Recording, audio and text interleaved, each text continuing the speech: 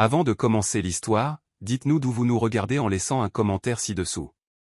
Si vous appréciez cette vidéo de Soulful Narrative, n'oubliez pas de liker et de vous abonner. Passez une merveilleuse journée. Bonne écoute à tous. Laura Bennett apprit le jour de son mariage que l'amour n'était pas inclus dans le contrat de mariage, seulement la servitude, le silence et la survie. Le manoir Dalton se dressait tel un monument à la richesse et au pouvoir, ses sols en marbre rutilant, ses lustres de cristal projetant une lumière fracturée à travers des pièces trop vastes pour qu'on s'y sente chez soi. Laura avait franchi ses portes massives en tant que mariée, le cœur rempli d'espoir et de rêves, croyant que Ryan Dalton l'aimait suffisamment pour construire une vie ensemble.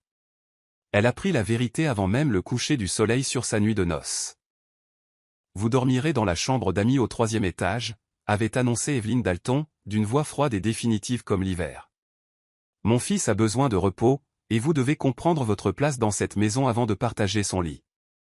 Laura avait cherché le regard de Ryan, attendant qu'il proteste, la défende, réclame son épouse, mais Ryan s'était contenté de hocher la tête, les yeux baissés, et avait marmonné, « Oui, mère, comme vous le jugerez bon. » Ce fut le moment où les rêves de Laura commencèrent à mourir.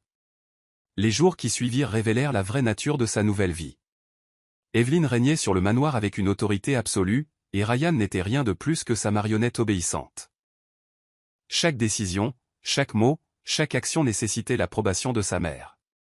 Il travaillait dans l'entreprise familiale, un poste que sa mère lui avait obtenu, et rentrait chaque soir lui faire son rapport, tel un enfant cherchant à être félicité. Et Laura? Elle était la domestique. Les sols ont besoin d'être récurés, disait Evelyn chaque matin, se tenant au-dessus de Laura avec des yeux froids. Une bonne épouse tient une maison propre, ou ne vous a-t-on pas appris cela dans le taudis d'où vous venez? Laura venait d'un quartier modeste. Ses parents étaient décédés quand elle était jeune, la laissant tracer son chemin dans la vie avec dignité et gentillesse. Elle avait rencontré Ryan lors d'un événement caritatif où elle était bénévole, et il avait semblé différent à l'époque, gentil, attentionné, intéressé par ses pensées et ses rêves. Mais ce Ryan-là avait disparu à l'instant où ils avaient signé l'acte de mariage. Ce Ryan-là la regardait à peine. Ce Ryan la regardait en silence, pendant que sa mère infligeait humiliation sur humiliation à sa femme. Nettoyer les salles de bain, toutes les scies, polisser l'argenterie, préparer le dîner pour 8 personnes, mère reçoit des invités, et assurez-vous d'être présentable, bien que je doute que ce soit possible. Laura nettoyait, elle cuisinait, elle servait les repas élaborés aux amis d'Evelyn pendant qu'ils parlaient d'elle comme si elle n'était pas dans la pièce. Je ne sais pas à quoi Ryan pensait en l'épousant, un cas social, j'ai entendu dire, Evelyn essaie de gérer au mieux, quel dommage, la famille Dalton mérite mieux. Evelyn souriait, jouant les martyrs, nous faisons tous des sacrifices pour le bonheur de nos enfants. Mais il n'y avait pas de bonheur au manoir Dalton, seulement du marbre froid, des cœurs plus froids encore, et une femme qui se brisait lentement sous le poids d'une cruauté sans amour. La nuit, seule dans sa chambre du 3e étage, Laura pleurait dans son oreiller. Elle s'était mariée par amour, mais l'amour n'était jamais entré dans cette maison. Elle rêvait d'un partenaire, mais Ryan n'était pas un partenaire. Il était le fils de sa mère, et rien de plus. Elle essaya de l'atteindre, Dieu sait combien elle essaya. Ryan, s'il te plaît, pouvons-nous parler, juste nous deux? Mère dit que nous pouvons parler au dîner avec la famille. Ryan, je pensais que nous pourrions nous promener ensemble, comme avant. Mère a besoin que je vérifie des documents avec elle. Ryan, je suis ta femme, est-ce que je ne compte pas du tout pour toi? Et c'est là qu'il l'avait enfin regardé, vraiment regardé, et avait dit des mots qui coupaient plus profondément que toutes les insultes d'Evelyn. Tu compteras quand mère dira que tu comptes. D'ici là, fais ce qu'on te dit et arrête de créer des problèmes. Laura cessa d'essayer après cela. Elle accomplissait ses tâches, gardait la tête baissée et essayait de survivre à chaque journée. Le manoir était une prison habillée de luxe, et elle y purgeait une peine sans fin en vue. Les mois passèrent en une routine misérable.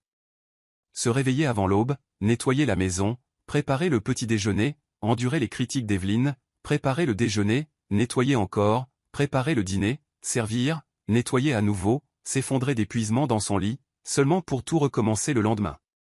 Puis tout changea. Laura remarqua un retard de règles, puis un autre. Son corps semblait différent, sensible, épuisé d'une nouvelle manière.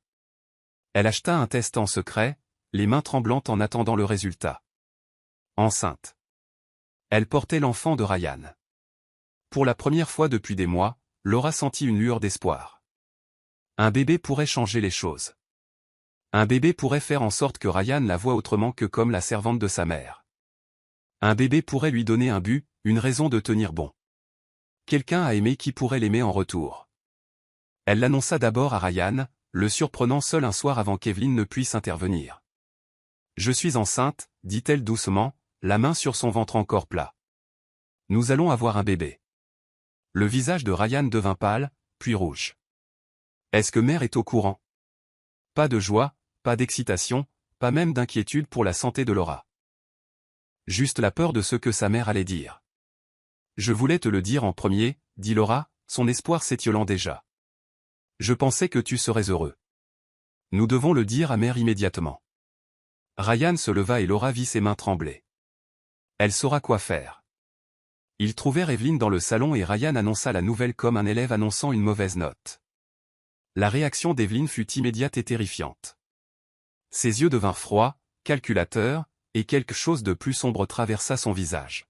« Enceinte », répéta Evelyn, la voix plate. « Comme c'est pratique. »« Pratique ?» La voix de Laura tremblait.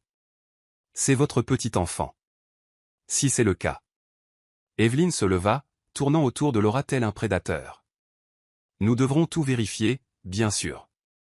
Nous assurer que cet enfant est bien un Dalton. »« Mère, que dites-vous » Même Ryan semblait choqué.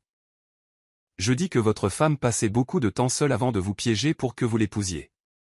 Qui sait ce qu'elle faisait, qui elle voyait ?» Le sourire d'Evelyn était venimeux. « Nous ferons des tests, pour nous assurer que ce bébé est légitime. »« Comment osez-vous » commença Laura, mais Evelyn la coupa. « Comment j'ose ? Comment osez-vous entrer dans cette maison, vivre de notre charité et prétendre maintenant porter notre héritier ?» La voix d'Evelyn monta. « Vous ferez exactement ce que je dis, quand je le dis. Et si cet enfant est celui de Ryan, nous déciderons de la suite. » Ne. La main de Laura se posa instinctivement sur son ventre. « Que voulez-vous dire par décider de la suite ?» Mais Evelyn s'était déjà détournée, la congédiant. Cette nuit-là, seule dans sa chambre, Laura entendit des voix monter d'en bas. Evelyn et Ryan parlaient en chuchotement dur. Elle se glissa en haut des escaliers et écouta, son cœur battant à tout rompre. « Si c'est un garçon, nous prendrons l'enfant et nous la renverrons, » disait Evelyn. Un héritier mâle appartient à la famille Dalton, pas à une pauvresse venue de nulle part qui s'est immiscée dans nos vies. Mère, nous ne pouvons pas simplement lui prendre son bébé. Nous pouvons faire tout ce que nous voulons. C'est notre maison, notre famille, notre héritage. Elle n'est rien. Et si c'est une fille ? Le rire d'Evelyn fut cruel. Alors nous nous assurons qu'elle regrette d'avoir jamais mis les pieds dans cette maison. Aucune fille de sa lignée ne portera jamais le nom des Dalton. Laura retourna en courant dans sa chambre, tremblant d'horreur et de peur. Elle était piégée. Enceinte et piégée avec des gens qui voyaient son enfant soit comme une propriété à voler, soit comme une punition à infliger. Elle resta éveillée toute la nuit, une main sur son ventre qui grossissait, murmurant des promesses à la vie qui s'y trouvait. « Je te protégerai. D'une manière ou d'une autre, je te protégerai. Je ne les laisserai pas te faire de mal. » Mais alors même qu'elle faisait ces promesses, Laura n'avait aucune idée de comment elle pourrait les tenir. Le lendemain matin, la cruauté d'Evelyn s'intensifia. Les tâches ménagères doublèrent, les insultes devinrent plus vives, et Ryan, faible et lâche, regardait tout cela se produire sans dire un mot. Laura endurait parce qu'elle n'avait pas le choix. Elle endurait parce qu'elle n'avait nulle part où aller. Elle endurait parce qu'à l'intérieur d'elle, une petite vie grandissait, dépendant d'elle pour survivre. Mais tard dans la nuit, quand Evelyn pensait que personne ne pouvait l'entendre, Laura captait des fragments des plans de sa belle-mère. Des plans sombres, des plans cruels. Des plans qui firent comprendre à Laura que, qu'elle porte un garçon ou une fille, l'avenir de son bébé était en grand danger. Et elle était impuissante à l'empêcher.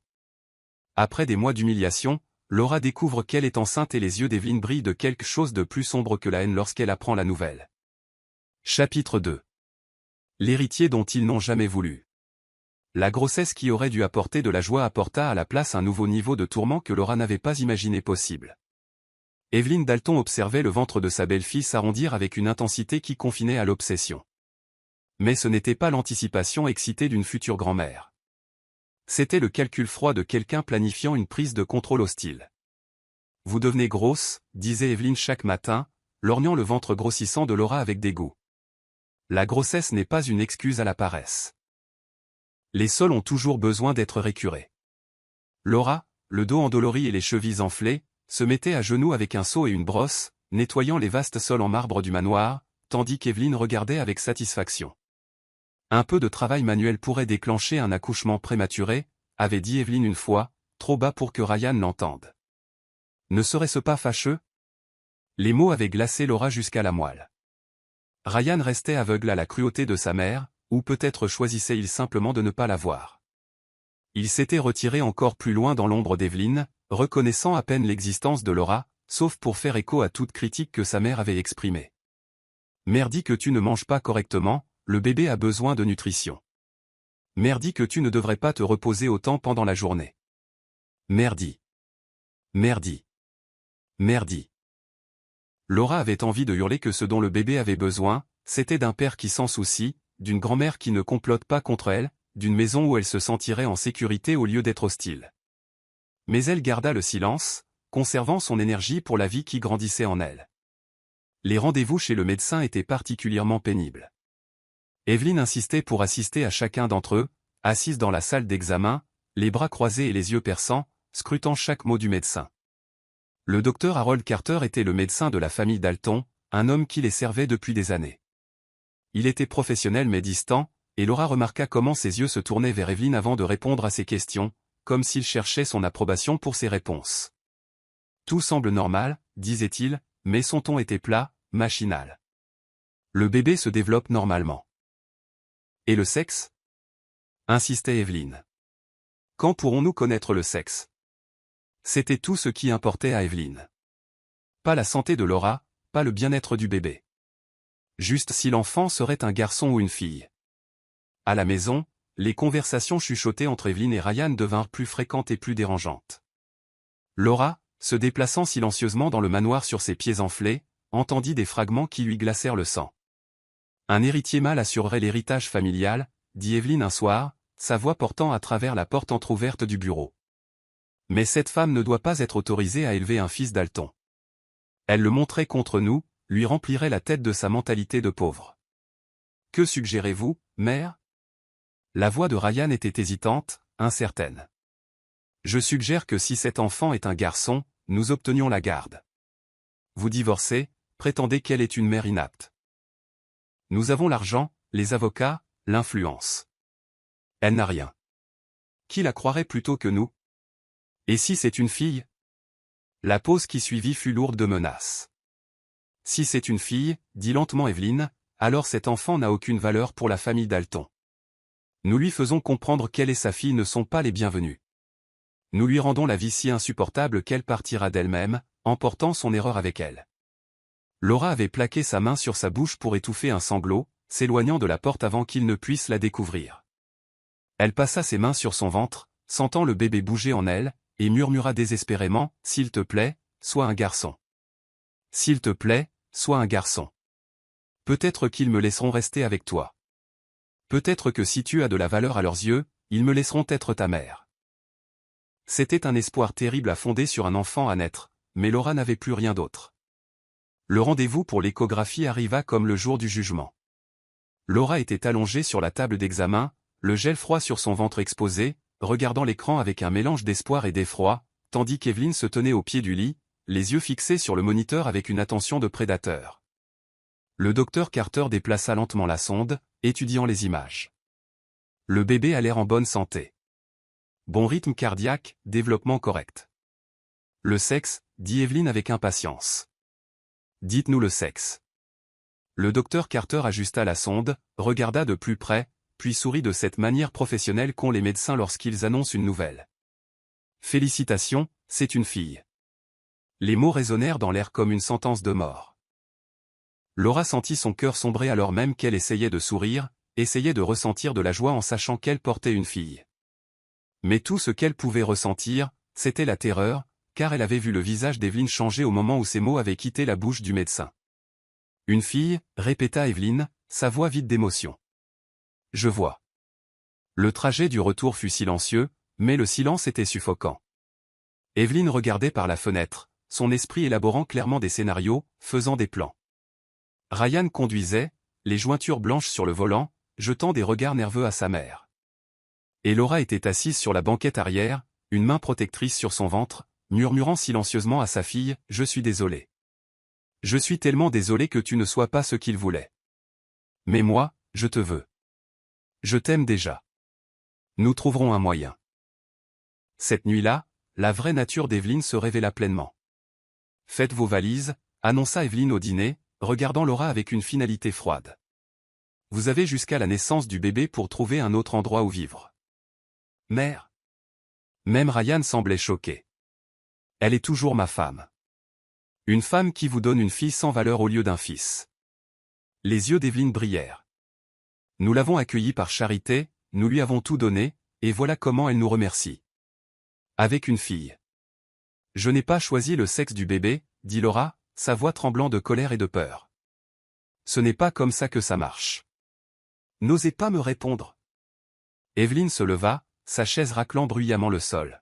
« Vous n'avez été qu'un fardeau depuis le jour où vous êtes entré dans cette maison. Vous partirez au moment où l'enfant naîtra. Et vous prendrez votre fille avec vous. La famille Dalton ne veut rien avoir à faire ni avec l'une ni avec l'autre. Ryan, s'il te plaît. » Laura se tourna vers son mari, le désespoir faisant craquer sa voix. « C'est ta fille. Notre fille. Tu ne peux pas nous jeter dehors comme ça. » Mais Ryan ne voulut pas croiser son regard. « Mère sait ce qui est le mieux pour la famille. Je suis ta famille. » La voix de Laura monta, des larmes coulant sur son visage. « Je suis ta femme. Ce bébé est ton enfant. Tu as été une erreur, » dit Ryan doucement, et les mots brisèrent le peu d'espoir qui restait à Laura. « Mère a essayé de me prévenir, mais je n'ai pas voulu écouter. Maintenant, je vois qu'elle avait raison depuis le début. » « Raison à quel sujet ?» exigea Laura. « Que t'a-t-elle raconté ?» Evelyne sourit, triomphante. « La vérité. Que tu n'es pas assez bien pour cette famille. Que tu ne l'as jamais été. Que tu as piégé mon fils pour qu'il t'épouse, et que maintenant tu essaies de le piéger avec un bébé. C'est insensé. »« J'aime Ryan. »« Vous aimez son argent ?» interrompit Evelyne. « Mais cela va bientôt cesser. Vous n'obtiendrez rien dans le divorce. Rien. Vous partirez d'ici avec exactement ce avec quoi vous êtes venu, rien. » Laura regarda Ryan une dernière fois, cherchant le moindre signe de l'homme qu'elle avait épousé, l'homme qui avait promis de l'aimer et de la chérir. Mais cet homme avait disparu, s'il avait jamais existé. « Vous allez regretter ça, » dit Laura doucement, se levant malgré ses jambes tremblantes. « Tous les deux. Quand votre fille naîtra, quand elle sera réelle, belle et innocente, vous regretterez de l'avoir rejetée. »« J'en doute, » dit froidement Evelyne. « Maintenant, hors de ma vue. Vous contrariez mon fils. » Laura quitta la salle à manger, monta les escaliers jusqu'à sa chambre solitaire du 3e étage et pleura jusqu'à ne plus avoir de larmes. Il lui restait quelques mois avant la naissance du bébé. Quelques mois pour trouver comment survivre en tant que mère célibataire, sans argent, sans famille et nulle part où aller. Mais ce que Laura ne savait pas, c'est que la cruauté d'Evelyne allait plus loin que l'expulsion. Evelyne avait des plans. Des plans sombres et dévastateurs qui garantiraient que Laura perde tout. Et ces plans étaient déjà en marche.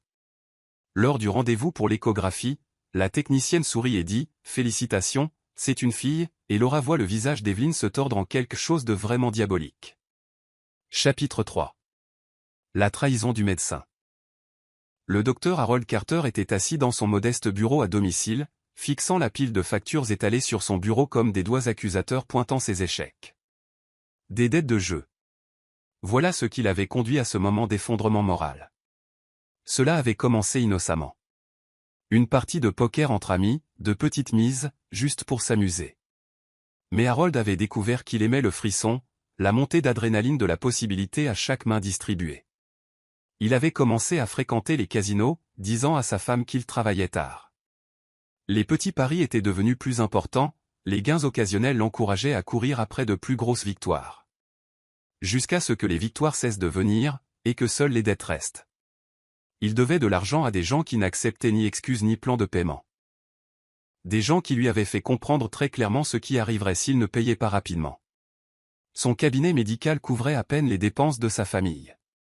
La dette l'écrasait, menaçant de détruire tout ce qu'il avait construit. Il était désespéré. Ce qui était exactement ce sur quoi Evelyn Dalton comptait. L'appel était arrivé un mardi soir. Dr Carter, ici Evelyn Dalton. J'ai besoin de vous parler en privé demain à ma propriété. Venez seul. Harold avait senti un nœud d'anxiété se former dans son estomac. La famille Dalton était riche et influente, ses patients les plus importants. Il ne pouvait pas se permettre de les offenser. Il y était donc allé. Evelyn l'avait reçu dans son salon privé, un espace dégoulinant de vieille fortune et de pouvoir tranquille. Elle lui avait offert du thé, avait parlé de banalités concernant son cabinet, puis, avec une précision chirurgicale, était allé droit au but. « Je suis au courant de vos dettes, docteur. » Le sang d'Harold se glaça. « Je ne vois pas de quoi vous parlez. S'il vous plaît, n'insultez pas mon intelligence. » Evelyn avait souri, mais c'était le sourire d'un serpent. « Vous devez une somme considérable à des individus plutôt peu recommandables. Vous êtes en train de vous noyer, docteur Carter, et je vous offre une bouée de sauvetage. » Elle avait fait glisser une enveloppe sur la table. Harold l'avait ouverte avec des mains tremblantes. À l'intérieur se trouvait un chèque d'un montant qui non seulement épongerait ses dettes, mais lui laisserait assez pour repartir à zéro. « Que voulez-vous » avait-il demandé, car un tel argent s'accompagnait toujours de conditions. « Un simple mensonge » avait dit Evelyn, sa voix désinvolte, comme si elle discutait de la météo. « Ma belle-fille est enceinte. Quand elle viendra pour son prochain rendez-vous, j'ai besoin que vous disiez à mon fils. En privé, bien sûr. Que le bébé n'est pas de lui. C'est insensé. Je ne peux pas, vous pouvez. Et vous le ferez. » Les yeux d'Evelyn s'étaient durcis. « Ou je m'assurerai que ces gens à qui vous devez de l'argent sachent exactement où vous trouvez. Je m'assurerai que l'ordre des médecins entende parler de votre problème de jeu. Je m'assurerai que vous perdiez tout. Votre cabinet, votre licence, votre famille. » Harold avait regardé le chèque, la solution à tous ses problèmes, et avait senti son intégrité s'effondrer comme du sable. « Pourquoi » avait-il demandé faiblement. « Pourquoi voulez-vous détruire le mariage de votre fils ? Ce n'est pas votre problème. Votre problème est de savoir si vous voulez vous sauver, vous et votre famille, ou si vous voulez tout perdre pour une loyauté mal placée envers une femme que vous connaissez à peine. Ce n'était même pas vraiment un choix. Harold avait une femme, des enfants qui dépendaient de lui. Laura n'était qu'une patiente, quelqu'un qu'il avait vu quelquefois pour des soins prénatals de routine. Elle semblait gentille, mais elle n'était pas sa responsabilité. Sa famille l'était. Un mensonge, avait dit doucement Evelyn, voyant sa résistance s'effondrer. Une seule phrase, et tous vos problèmes disparaissent. Harold avait pris le chèque. Maintenant, assis dans son bureau, se préparant pour le prochain rendez-vous de Laura, il se sentait malade à l'idée de ce qu'il s'apprêtait à faire. Il avait répété les mots, pratiqué l'expression sérieuse, peaufiné la performance d'un médecin concerné annonçant une nouvelle dévastatrice. Mais il ne parvenait pas à faire taire la voix dans sa tête qui murmurait qu'il était sur le point de ruiner la vie d'une femme innocente. Quand Laura arriva pour son rendez-vous, elle semblait fatiguée et inquiète, sa main reposant protectriquement sur son ventre gonflé. Ryan l'accompagnait, tout comme Evelyn. Tous trois s'entassèrent dans la salle d'examen.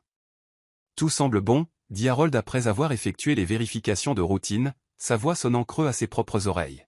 « Le bébé est en bonne santé, se développe bien. »« Excellent », dit Evelyn, mais ses yeux étaient fixés sur Harold, perçants et dans l'attente. C'était le moment.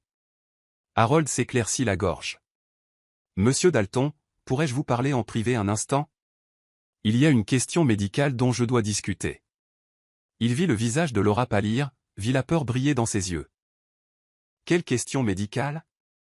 Quelque chose ne va pas avec le bébé ? » « Le bébé va bien, » dit Harold, et au moins, cela était vrai. « C'est une autre question. Monsieur Dalton, s'il vous plaît. » Ryan le suivit dans le couloir, et Evelyn, prétextant devoir discuter de quelque chose avec le médecin, vint aussi. Laura resta seule dans la salle d'examen, son cœur battant d'angoisse. Dans le couloir, Harold livra son mensonge. « Monsieur Dalton, je dois vous informer de quelque chose de sérieux. » Il marqua une pause, comme si cela était difficile pour lui, comme s'il n'avait pas été grassement payé pour détruire cette famille.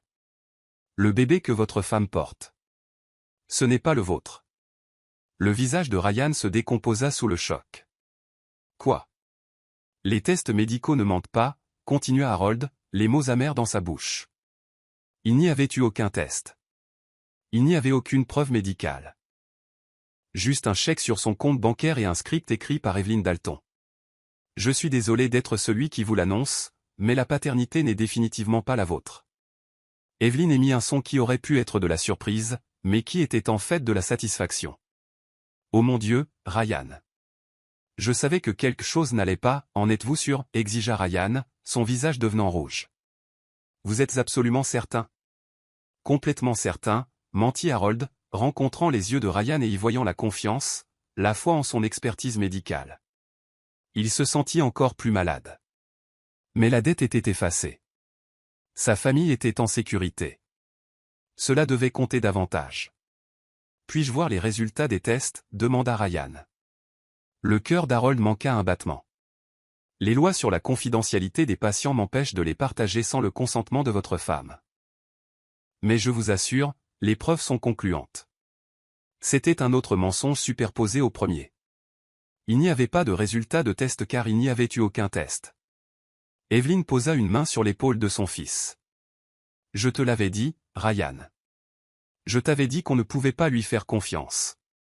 Le visage de Ryan était passé du choc à la rage. Cette menteuse. Rentrons à la maison pour discuter de cela, dit Evelyn doucement, dirigeant déjà son fils vers la porte. Merci, docteur, pour votre honnêteté. Harold les regarda partir, entendit Laura les appeler, demandant ce qui n'allait pas, pourquoi ils partaient. Il vit la confusion et la peur sur son visage. Puis il entra dans son bureau, ferma la porte et se versa un verre avec des mains tremblantes. Il s'était sauvé. Mais il avait détruit Laura Bennett. Et quelque part au fond de lui, sous la rationalisation, le désespoir et la dette qui étaient maintenant effacés, Harold Carter savait qu'il était devenu quelque chose qu'il avait juré de ne jamais être en prêtant son serment d'Hippocrate. Il était devenu un homme qui blessait les gens pour de l'argent. Evelyn Dalton avait acheté son âme. Et il l'avait vendue sans se battre. Au rendez-vous suivant, avec Evelyn présente et souriant méchamment, le docteur Harold Carter regarde Laura dans les yeux et dit « Monsieur Dalton, j'ai besoin de vous parler en privé. C'est à propos de la paternité de cet enfant. » Chapitre 4. Le mensonge qui a tout brisé. Au moment où Ryan émergea de cette conversation privée avec le docteur Carter, Laura sut que sa vie était sur le point de voler en éclats. Son visage s'était transformé.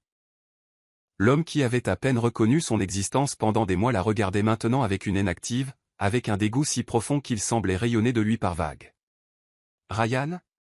Laura lutta pour se lever de la table d'examen, son ventre de femme enceinte rendant le mouvement maladroit. Qu'est-ce qui ne va pas? Que t'a-t-il dit? La voix de Ryan, quand il parla, était froide, morte. Le bébé n'est pas de moi.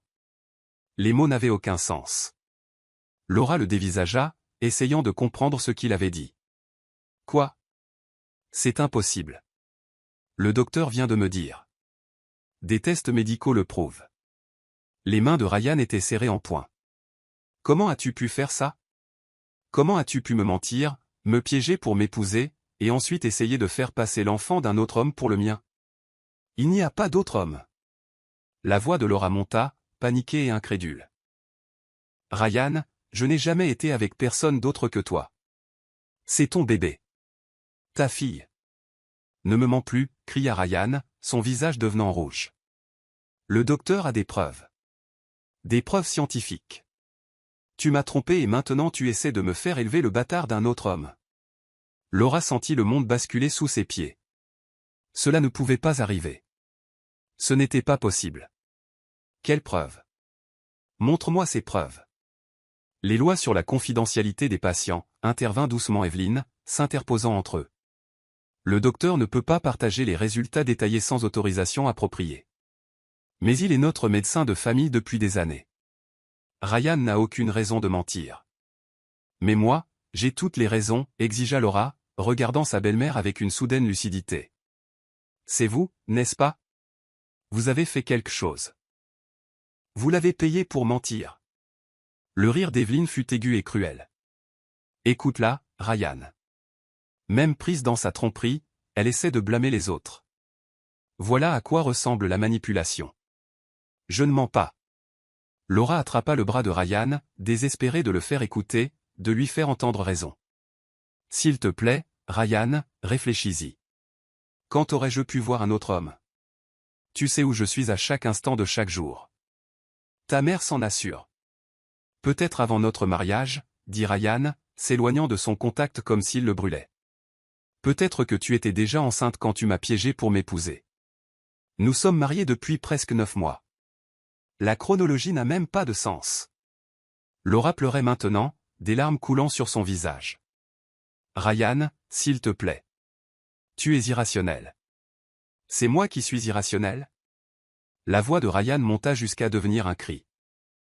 C'est toi qui as menti pendant tout ce temps. Faisant de moi un imbécile. Me faisant croire que j'allais être père. Tu vas être père. C'est ton enfant. Mais Ryan s'était déjà détourné, ayant déjà choisi de croire le mensonge plutôt que la femme qu'il avait épousée. Evelyn posa une main réconfortante sur l'épaule de son fils, son visage un masque parfait de sympathie, alors même que le triomphe brillait dans ses yeux. Nous devrions rentrer à la maison, chérie. Tu as besoin de temps pour digérer cette trahison. Ils laissèrent Laura debout dans le cabinet du médecin, son monde s'effondrant autour d'elle. Elle essaya de parler au docteur Carter, exigea de savoir quel test il avait soi-disant effectué, mais il évita son regard et prétendit que la confidentialité des patients l'empêchait de discuter des détails. Laura sut alors, avec une horrible certitude, qu'Evelyn l'avait atteint d'une manière ou d'une autre. Mais le savoir et le prouver étaient deux choses différentes.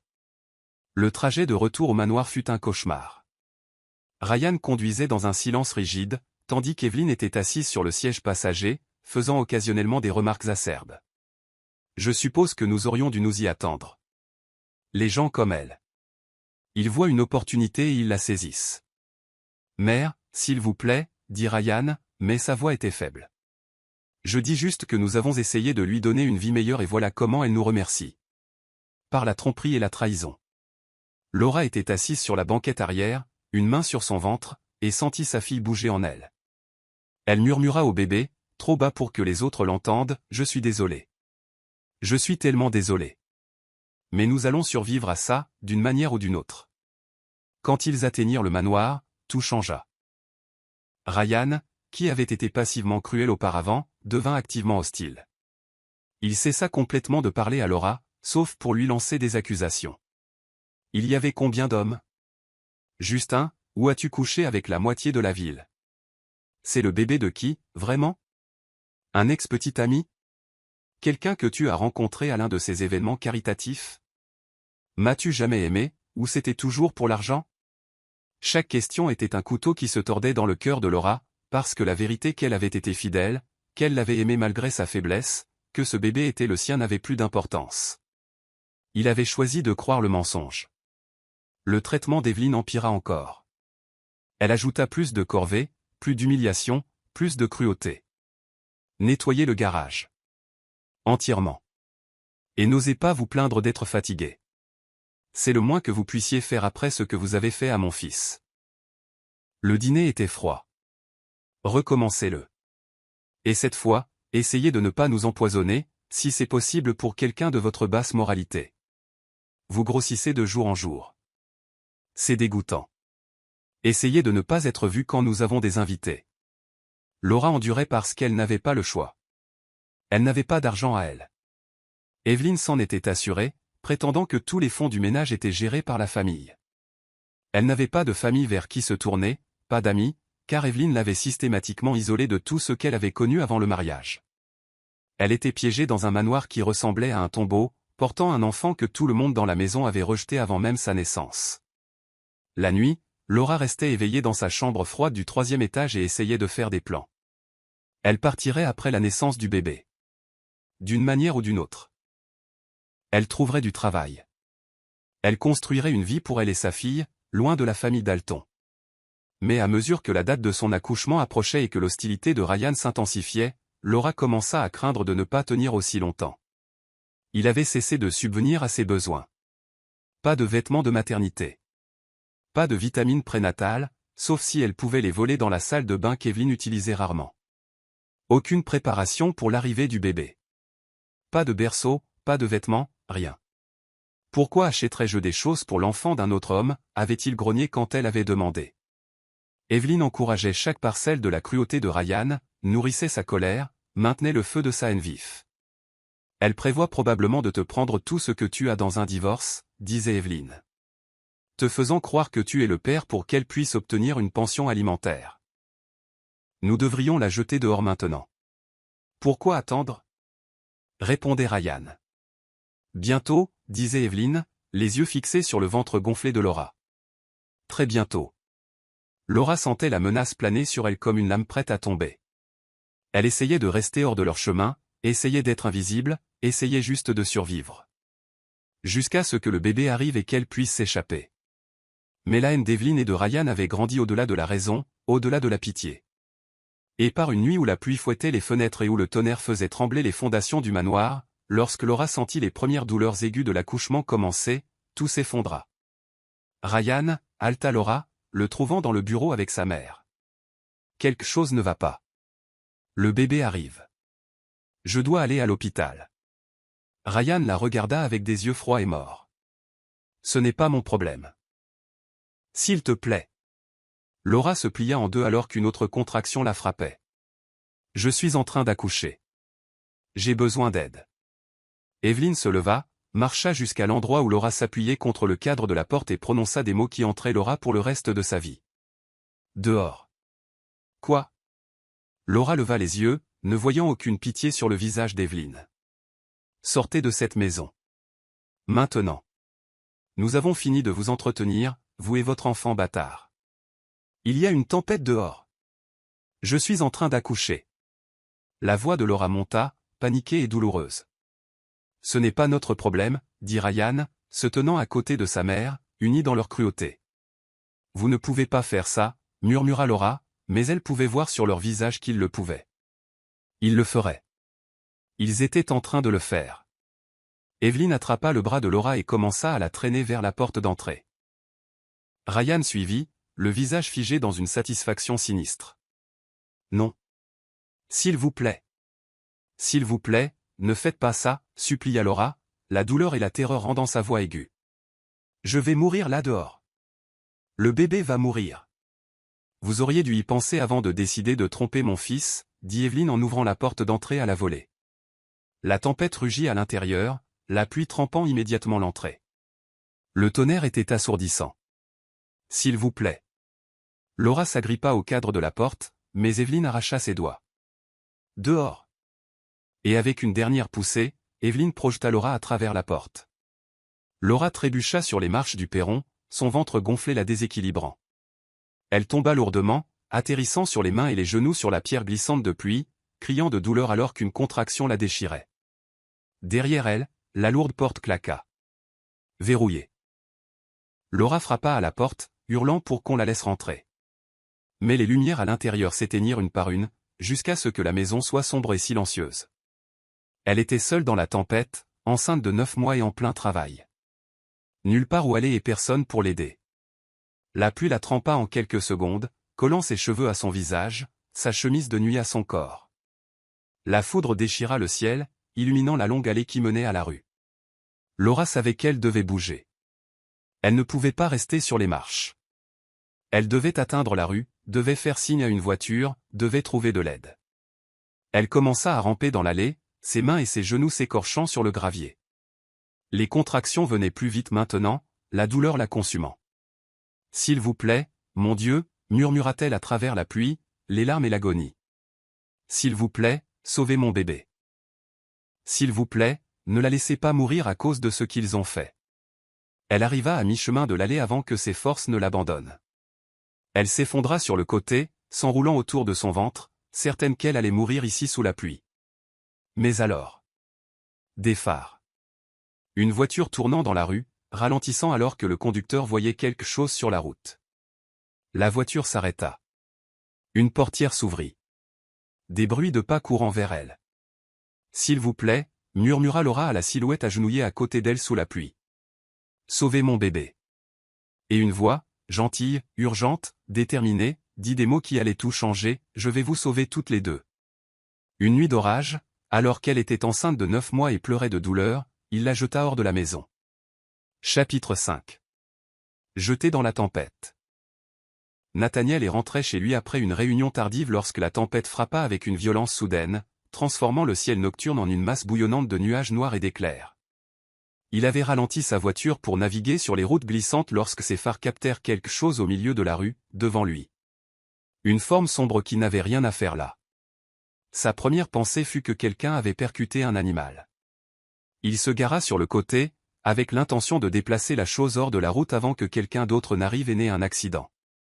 Mais alors qu'il sortait sous la pluie battante, alors qu'il se rapprochait de la forme illuminée par les phares de sa voiture, le cœur de Nathaniel s'arrêta. Ce n'était pas un animal. C'était une femme.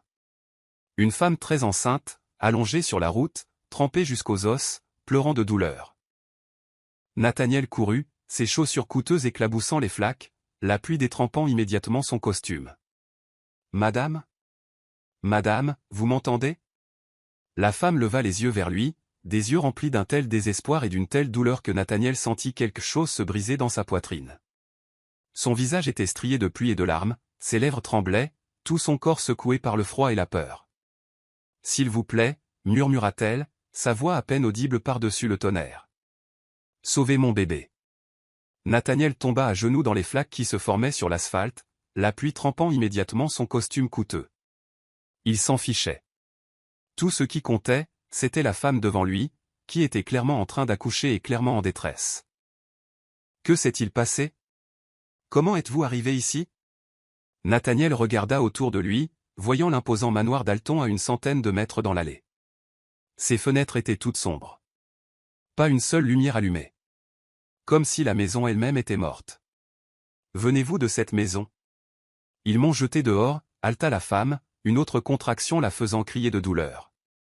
Sa main agrippa protectricement son ventre gonflé. « Mon mari. Sa mère. Ils m'ont jeté dehors dans la tempête. Ils ont dit que je portais un bâtard.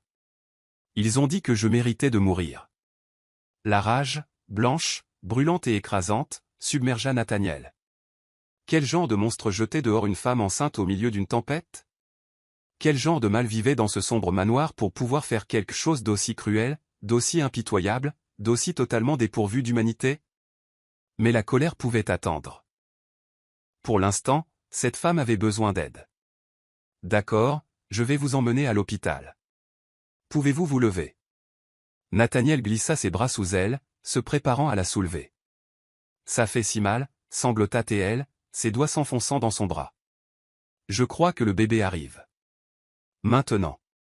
Je suis tombé dans les escaliers quand elle m'a poussé. Et si j'avais blessé mon bébé ? Et si ? Pas au milieu de la route, en tout cas. » Nathaniel souleva la femme aussi doucement qu'il le put, choqué de sa légèreté, bien qu'elle soit enceinte de 9 mois. Elle était sous-alimentée, réalisa-t-il avec une horreur croissante. Quiconque s'était occupé d'elle. Ou ne s'était pas occupé d'elle. L'avait laissée devenir dangereusement maigre. Il pouvait sentir ses côtes, voir la façon dont ses clavicules ressortaient brusquement. Cette femme avait été affamée. Il la porta jusqu'à sa voiture, utilisant une main pour ouvrir la portière arrière et l'allongea soigneusement sur les sièges. Un éclair illumina son visage un instant. Jeune, belle malgré la douleur, et si effrayée. Il retira sa veste de costume et couvrit son corps tremblant avec, sachant que ce n'était pas suffisant, mais c'était tout ce qu'il avait. « Tenez bon, » dit-il en la regardant dans les yeux. De beaux yeux, même gonflés de larmes. « Je vais chercher de l'aide. »« Comment vous appelez-vous » Laura, réussit-elle à dire entre deux contractions, ses dents claquant. « Laura Bennett. »« Laura, je suis Nathaniel. Et je vous promets que je ne laisserai rien vous arriver, ni à vous ni à votre bébé. » Il prononça ces mots avec une conviction absolue, faisant le vœu à cet instant de protéger cette femme et son enfant, quoi qu'il lui en coûte. Il courut vers le siège conducteur, sortant déjà son téléphone. Alors qu'il démarrait en trombe, les pneus projetant de l'eau, il appela l'hôpital le plus proche. Ici Nathaniel. J'amène une femme en plein travail. Complications possibles. Je suis à 15 minutes. Préparez une équipe d'urgence. L'administrateur de l'hôpital ne le questionna pas. Tout le monde dans cette partie de l'État connaissait Nathaniel. Immensément riche, incroyablement généreux, et quelqu'un dont les demandes étaient traitées comme des ordres. Sur la banquette arrière, Laura pleurait, une main pressée sur son ventre. J'ai si peur. Et si quelque chose n'allait pas?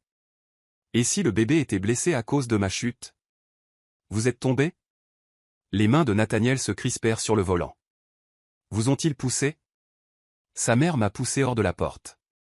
Je suis tombé sur les marches. La voix de Laura était rauque de douleur et de souvenirs. Ils m'ont enfermé dehors. J'ai rampé dans l'allée. Et je ne pouvais plus avancer. Jamais de sa vie Nathaniel n'avait voulu blesser quelqu'un comme il voulait blesser celui ou celle qui avait fait cela à Laura. Mais la violence pouvait attendre. La mettre en sécurité était tout ce qui importait. Parlez-moi du bébé, dit-il, essayant de la garder consciente, de la garder concentrée. Savez-vous si c'est un garçon ou une fille? Une fille, murmura Laura. Ils m'ont dit que c'était une fille. Et c'est là que tout a empiré. Ils voulaient un garçon. Ils allaient me prendre un garçon. Mais une fille. Ils ont dit qu'elle n'avait aucune valeur. Les pièces de l'histoire s'assemblaient dans l'esprit de Nathaniel, peignant un tableau qu'il avait du mal à y croire. Mais la douleur de Laura était réelle, sa terreur était réelle, et ce manoir, avec toutes ses lumières éteintes pendant qu'elle souffrait sous la pluie, n'était que trop réel. Votre fille n'a pas aucune valeur, dit férocement Nathaniel. Et vous non plus. Quoi qu'il vous ait dit, quoi qu'il vous ait fait, cela s'arrête maintenant. Vous êtes en sécurité, Laura. Je vous jure que vous êtes en sécurité maintenant. Il conduisit à travers la tempête comme un homme possédé, naviguant sur les rues inondées avec un seul objectif en tête. Sur la banquette arrière, les contractions de Laura se rapprochaient, ses cris de douleur plus fréquents. S'il vous plaît, ne laissez pas mon bébé mourir, supplia-t-elle. S'il vous plaît. Je peux supporter n'importe quoi d'autre, mais ne la laissez pas mourir. Elle ne va pas mourir, dit Nathaniel, et il mit chaque once de certitude qu'il possédait dans ses mots. Vous allez toutes les deux survivre à ça. Je le crois de tout mon être. L'hôpital apparut à travers la pluie comme un phare dans la nuit. Nathaniel s'arrêta devant l'entrée des urgences, où une équipe attendait déjà avec un fauteuil roulant et un brancard. Multiples contractions, possible traumatisme dû à une chute, débita Nathaniel alors que l'équipe médicale s'affairait autour de la voiture. Elle est dénutrie, et elle a vécu un enfer. Ils soulevèrent Laura sur le brancard. Elle tendit la main, agrippant celle de Nathaniel avec une force surprenante. Ne me laissez pas, dit-elle, les yeux écarquillés par la peur. S'il vous plaît, ne me laissez pas seul. Quelque chose dans la poitrine de Nathaniel, quelque chose qui était gelé depuis qu'il avait perdu sa propre femme et son fils, se fendit. Je ne vais nulle part, dit-il en lui serrant la main. Je resterai ici tout le temps. L'équipe médicale la transporta vers le service de maternité, et Nathaniel suivit, tenant toujours sa main. Ses vêtements coûteux étaient trempés et ruinés, ses chaussures faisant floc à chaque pas. Il se moquait de l'argent, des vêtements, du dérangement. Tout ce qui lui importait, c'était cette femme effrayée qu'on avait jetée comme un déchet, et le bébé qui luttait pour naître dans un monde qu'il avait déjà rejeté. Les infirmières tentèrent de l'arrêter aux portes de la maternité. La famille seulement, monsieur. Je suis de la famille, dit Nathaniel d'un ton qui n'admettait aucune réplique. Et si vous essayez de m'empêcher d'entrer, j'achèterai cet hôpital juste pour pouvoir virer quiconque se mettra en travers de mon chemin. Les infirmières se regardèrent, reconnurent Nathaniel et s'écartèrent. Laura fut préparée pour l'accouchement, et Nathaniel se tint à côté d'elle, la laissant lui serrer la main à lui en briser les os. Tu te débrouilles très bien, lui dit-il alors que les contractions s'intensifiaient. Respire. Concentre-toi sur moi. Nous allons traverser ça ensemble. Je ne vous connais même pas, halta Laura. Pourquoi m'aidez-vous? Nathaniel pensa à sa femme, au petit garçon qui n'avait jamais pris une seule bouffée d'air, à la nuit où il les avait perdus tous les deux et avait cru qu'il ne sourirait plus jamais.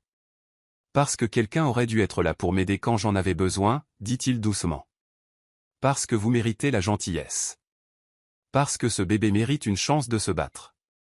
Le médecin arriva, examina Laura et annonça une nouvelle qui fit sombrer le cœur de Nathaniel. Le bébé est en détresse. Nous devons faire une césarienne d'urgence. Laura se mit à pleurer. Non, s'il vous plaît. Est-ce qu'elle va bien? Mon bébé va bien? Nous allons nous assurer qu'elle aille bien, dit fermement le médecin. Mais nous devons agir vite. Monsieur Hay, vous allez devoir attendre dehors. Non. Laura agrippa la main de Nathaniel des deux siennes. Il reste. S'il vous plaît, j'ai besoin qu'il reste. Le médecin regarda Nathaniel, vit quelque chose sur son visage et hocha la tête. Préparez-vous. Vite. Quelques minutes plus tard, Laura était sur la table d'opération, Nathaniel à côté de sa tête, lui tenant la main et lui parlant, la calmant pendant que l'équipe chirurgicale travaillait. Parlez-moi d'elle, dit Nathaniel. Comment allez-vous appeler votre fille? Je ne sais pas, murmura Laura. Je ne m'étais pas autorisé à y penser. J'avais tellement peur qu'ils me la prennent. Personne ne vous la prendra. Ni maintenant, ni jamais, dit Nathaniel en lui serrant la main. Pensez à un nom. Quelque chose de beau, de fort. Mais avant que Laura ne puisse répondre, un cri emplit la salle d'opération. Grêle, rageur, vivant. C'est un garçon, annonça le médecin. Un petit garçon en bonne santé. Les yeux de Laura s'écarquillèrent sous le choc. Mais ils avaient dit. L'échographie disait. Les échographies peuvent se tromper, dit le médecin en souriant. Félicitations, vous avez un fils. Nathaniel sentit des larmes couler sur son visage, se mélangeant à la pluie qu'il avait trempée plus tôt. Un garçon. Contre toute attente. Après toute cette cruauté et cette haine, Laura avait donné naissance à un garçon. Ils nettoyèrent le bébé et l'apportèrent à côté de Laura. Il était petit mais parfait, ses minuscules poings s'agitant, son visage plissé et rouge d'avoir pleuré. Il est magnifique, sanglota Laura, tendant la main pour toucher son fils de ses doigts tremblants. Il est parfait. Nathaniel regarda le bébé, ce minuscule miracle qui avait survécu à l'épreuve de sa mère, qui avait choisi cette nuit d'orage pour venir au monde, et il sentit quelque chose qu'il n'avait pas ressenti depuis 5 ans. L'espoir. Comment allez-vous l'appeler? Demanda doucement Nathaniel. Laura regarda son fils, puis Nathaniel, et de nouvelles larmes coulèrent. Ethan, murmura-t-elle. Ça signifie. Dieu a été bienveillant. Parce qu'il l'a été. Il vous a envoyé pour nous sauver. Le médecin prit alors la parole, le visage sérieux. Madame Bennett, il y a eu des complications pendant l'accouchement. Nous avons dû pratiquer une hystérectomie pour arrêter l'hémorragie. Vous ne pourrez plus avoir d'autres enfants. Laura regarda son fils, ce garçon parfait dans ses bras, et murmura, il me suffit. Il est plus que suffisant. Il est tout.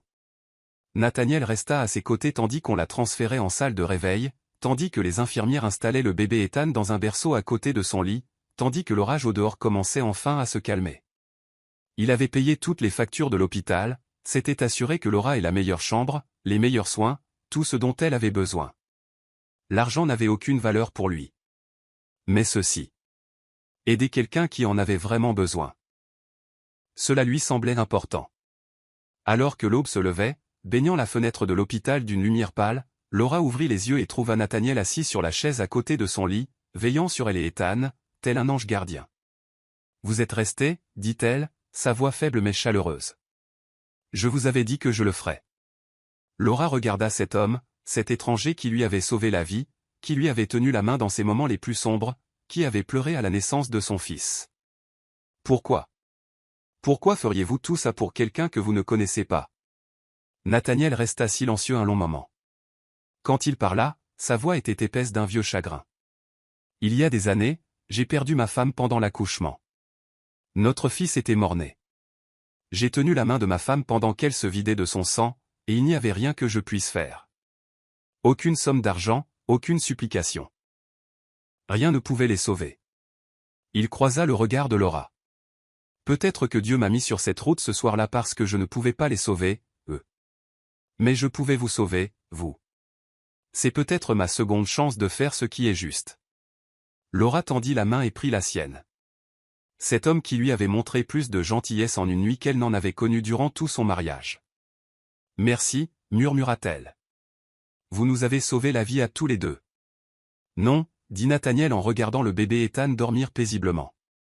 C'est vous qui avez sauvé la mienne. J'étais mort à l'intérieur depuis si longtemps. Mais ce soir, en vous aidant, en voyant ce petit être venir au monde. Je me sens à nouveau vivant. Il se leva, se préparant à partir pour la laisser se reposer, mais les mots suivants de Laura l'arrêtèrent. Où irons-nous quand ils nous laisseront sortir? Je n'ai rien. Pas de maison, pas d'argent, nulle part où emmener mon fils. Nathaniel sourit. Le premier vrai sourire qu'il avait ressenti depuis des années. Vous viendrez à la maison avec moi, dit-il simplement. Tous les deux. J'ai plus qu'assez de place, plus qu'assez de ressources. Vous et Ethan ne manquerez de rien. Je vous le promets. Je ne peux pas vous demander ça. Vous ne demandez pas. Je vous l'offre. La voix de Nathaniel était douce mais ferme. Laura, vous avez vécu quelque chose que personne ne devrait jamais endurer. Laissez-moi vous aider à vous reconstruire. Sans aucune condition, sans obligation. Juste l'aide de quelqu'un qui sait ce que c'est que de tout perdre. Laura regarda son fils, cette petite vie qui dépendait d'elle, et sut qu'elle n'avait pas d'autre choix. Mais plus que cela, elle sentit dans son âme que cet homme était sûr, qu'il était bon, qu'il était envoyé par Dieu lui-même. D'accord, murmura-t-elle. Merci pour tout. Nathaniel hocha la tête et se dirigea enfin vers la porte pour la laisser se reposer. Mais il s'arrêta, se retournant une dernière fois. Laura, ce manoir d'où ils vous ont jeté. À qui appartient-il? À la famille Dalton. Ryan Dalton et sa mère, Evelyn. Les yeux de Nathaniel se durcirent, et Laura vit l'acier sous la gentillesse. Ils vont regretter ce qu'ils vous ont fait. Je vous le promets. Et Nathaniel était un homme qui tenait ses promesses. Un milliardaire de passage, assis dans sa voiture, vit la scène choquante et se précipita vers elle. Chapitre 6, la grâce du milliardaire. Le domaine et ne ressemblait en rien au manoir Dalton. Là où la demeure des Dalton n'était que marbre froid, arêtes vives, jugement tranchant et cruauté, la maison de Nathaniel était faite de bois chaud et de lumière douce, remplie de ce genre de confort qui vient de quelqu'un qui comprend ce que signifie avoir besoin d'un abri contre les tempêtes de la vie. Quand Nathaniel ramena Laura et le bébé Ethan de l'hôpital, il leur donna toute l'aile ouest, une suite de pièces comprenant une chambre, un salon, une salle de bain privée et une chambre d'enfant qui avait été préparée pendant qu'ils étaient encore à l'hôpital. J'ai demandé à mon personnel de tout installer, expliqua Nathaniel alors que Laura se tenait sur le seuil, submergée. Si vous avez besoin de quoi que ce soit, n'importe quoi, dites-le-moi. La chambre d'enfant était parfaite. Un berceau avec une literie douce, un rocking chair près de la fenêtre, des étagères remplies de couches, de vêtements, de tout ce dont un nouveau-né pouvait avoir besoin. Sur la commode se trouvait un cadre en argent avec la citation « Chaque enfant est un don de Dieu ». Laura fondit en larmes. Et, qu'est-ce qui ne va pas? S'inquiéta immédiatement Nathaniel. Si l'aménagement ne vous plaît pas, nous pouvons le changer. Personne n'a jamais été aussi gentil avec moi, sanglota Laura, serrant Ethan contre elle. Jamais de toute ma vie on ne m'a traité comme si j'avais de l'importance, comme si je méritais de bonnes choses. Nathaniel sentit son cœur se briser pour cette femme, si abattue par la cruauté que la simple gentillesse la faisait pleurer. Vous avez de l'importance, Laura. Vous et Ethan avez tous les deux de l'importance. Et à partir de maintenant, vous serez traités comme vous auriez toujours dû l'être, avec respect, avec soin, avec dignité. Il lui laissa de l'espace pour s'installer, mais au cours des jours suivants, Nathaniel se sentit de plus en plus attiré par l'aile ouest. Il venait prendre des nouvelles au petit déjeuner, s'assurant que Laura avait mangé, qu'Ethan était bien, qu'elle avait tout ce dont elle avait besoin. Il passait l'après-midi, trouvant souvent Laura dans le rocking chair avec Ethan, chantant doucement pour son fils. La nuit, quand Ethan pleurait, comme le font les nouveau-nés, Nathaniel entendait parfois Laura faire les 100 pas dans les couloirs, essayant de ne déranger personne. Il apparaissait alors avec du lait chaud ou une tisane, s'asseyant avec elle pendant qu'elle nourrissait le bébé, lui tenant compagnie dans les heures solitaires avant l'aube. « Vous n'êtes pas obligé de faire ça, » dit Laura une nuit, épuisée et reconnaissante. « Vous avez déjà tant fait. »« Je le veux, » dit simplement Nathaniel. D'ailleurs, cela fait longtemps que cette maison n'a pas ressemblé à un foyer plutôt qu'à un mausolée. Vous et Ethan y ramenez la vie. Lentement, prudemment, Laura commença à guérir. Les blessures physiques de l'accouchement se refermèrent, la malnutrition commença à s'inverser, tandis que le cuisinier de Nathaniel lui préparait des repas nourrissants et les lui apportait 3 fois par jour. L'épuisement s'atténua car elle pouvait enfin dormir, sachant qu'elle était en sécurité, sachant que son fils était en sécurité. Mais les blessures émotionnelles étaient plus profondes. Laura se réveillait la nuit, en panique, convaincue qu'Evelyn Dalton se tenait au-dessus du berceau d'Ethan, prête à le lui voler. Elle se précipitait dans la chambre d'enfant, le cœur battant, pour trouver son fils dormant paisiblement, sain et sauf. Nathaniel la trouva ainsi une nuit, debout devant le berceau, tremblante. « Il va bien » dit doucement Nathaniel. « Il est en sécurité, Laura. Il pourrait venir le chercher » murmura-t-elle. Evelyn voulait un petit-fils. Maintenant qu'elle sait qu'Ethan est un garçon, elle viendra le chercher. Il faudra me passer sur le corps, dit Nathaniel, et il y avait une détermination absolue dans sa voix. Personne ne vous prendra Ethan. Ni Evelyn Dalton, ni Ryan, ni personne. Je vous protégerai tous les deux, Laura. C'est une promesse. Au fil des jours et des semaines, Nathaniel en apprit davantage sur ce que Laura avait enduré. Pas tout d'un coup. L'histoire sortait par bribes, tard dans la nuit, quand Ethan dormait et que la maison était silencieuse, quand Laura se sentait suffisamment en sécurité pour se souvenir. La servitude, les insultes, l'isolement. La faiblesse de Ryan et la cruauté d'Evelyn. Le moment dévastateur où le docteur Carter avait menti sur la paternité d'Ethan et où Ryan l'avait cru sans poser de questions. Il n'a même jamais demandé de preuves, dit Laura, des larmes coulant sur ses joues. Son propre enfant. Et il a juste cru que je l'avais trahi parce que sa mère le disait.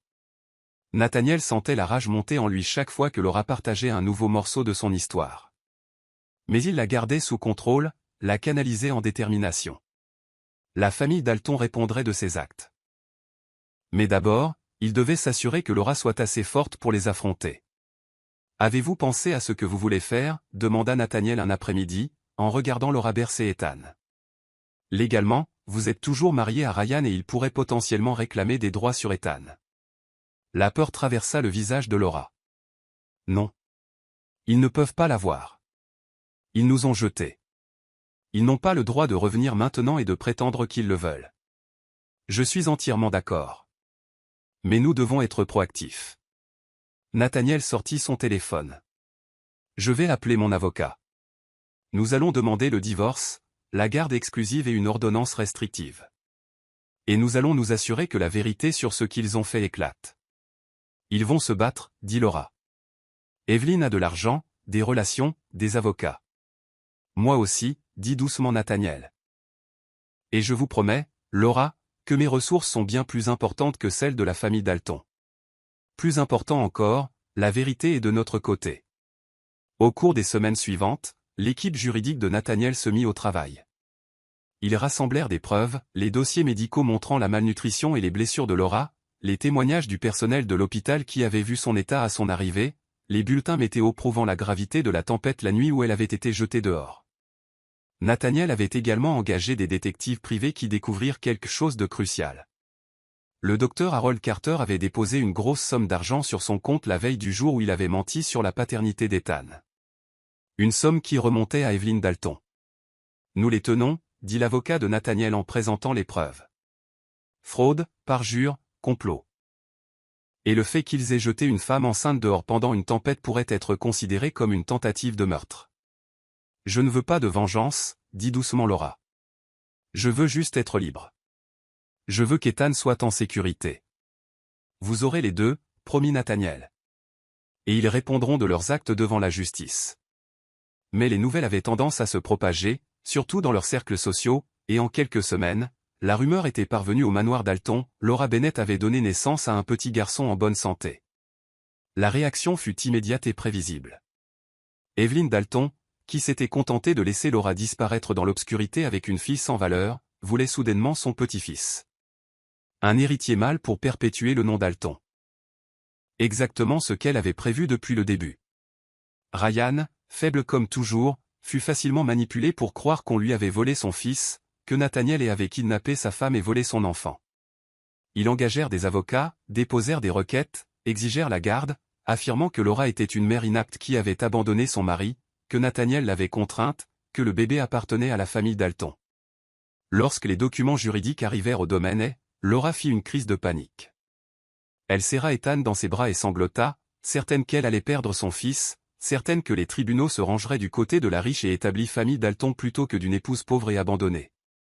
Mais Nathaniel la prit dans ses bras, la laissa pleurer, puis lui releva le menton pour qu'elle soit obligée de le regarder. « Écoutez-moi. Ils ne vont pas gagner. Je ne les laisserai pas faire. Chaque mensonge qu'ils ont raconté, chaque cruauté qu'ils ont infligée. Tout cela va être révélé au tribunal. La vérité triomphera, Laura. J'y crois. Comment pouvez-vous en être si sûr? Nathaniel pensa à sa femme, au fils qu'il avait perdu, aux 5 années qu'il avait passées noyé dans le chagrin et le regret. Parce que j'ai vu ce qui arrive quand les bonnes personnes ne font rien. J'ai vu ce qui arrive quand le mal n'est pas combattu. Sa voix était féroce, déterminée. Mais je crois aussi en la justice, en la vérité, en la protection des innocents. Et vous et Ethan êtes innocents. Ce qu'ils vous ont fait était maléfique. Et je ne laisserai pas le mal gagner. Pas cette fois. Laura regarda cet homme qui lui avait sauvé la vie, qui lui avait donné un foyer, qui l'avait protégé, elle et son fils, sans rien demander en retour. Et elle vit dans ses yeux quelque chose qu'elle n'avait jamais vu chez Ryan, la force. Non pas celle de la cruauté, mais celle de la conviction. « Pourquoi faites-vous tout cela » demanda-t-elle. « Vraiment. » Nathaniel resta silencieux un moment, puis parla avec une honnêteté brute. « Quand j'ai perdu ma femme et mon fils, j'ai eu l'impression de leur avoir failli. Comme si mon argent et mon pouvoir ne signifiaient rien si je ne pouvais pas sauver les personnes que j'aimais le plus. J'ai vécu dans cet échec pendant 5 ans, me punissant, m'isolant du monde. » Il regarda Ethan, endormi dans les bras de Laura. « Mais cette nuit-là, quand je vous ai trouvé dans la tempête, j'ai réalisé que Dieu me donnait une autre chance. Pas pour remplacer ce que j'avais perdu, rien ne pourra jamais les remplacer. Mais pour faire le bien pour quelqu'un qui avait besoin d'aide. Pour utiliser mes ressources pour protéger au lieu de pleurer. Vous et Ethan m'avez redonné un but, Laura. Laissez-moi vous rendre l'appareil. » Laura sentit quelque chose bouger dans sa poitrine. Quelque chose de chaud, de terrifiant et de plein d'espoir à la fois. « Je ne sais pas comment vous remercier, » murmura-t-elle.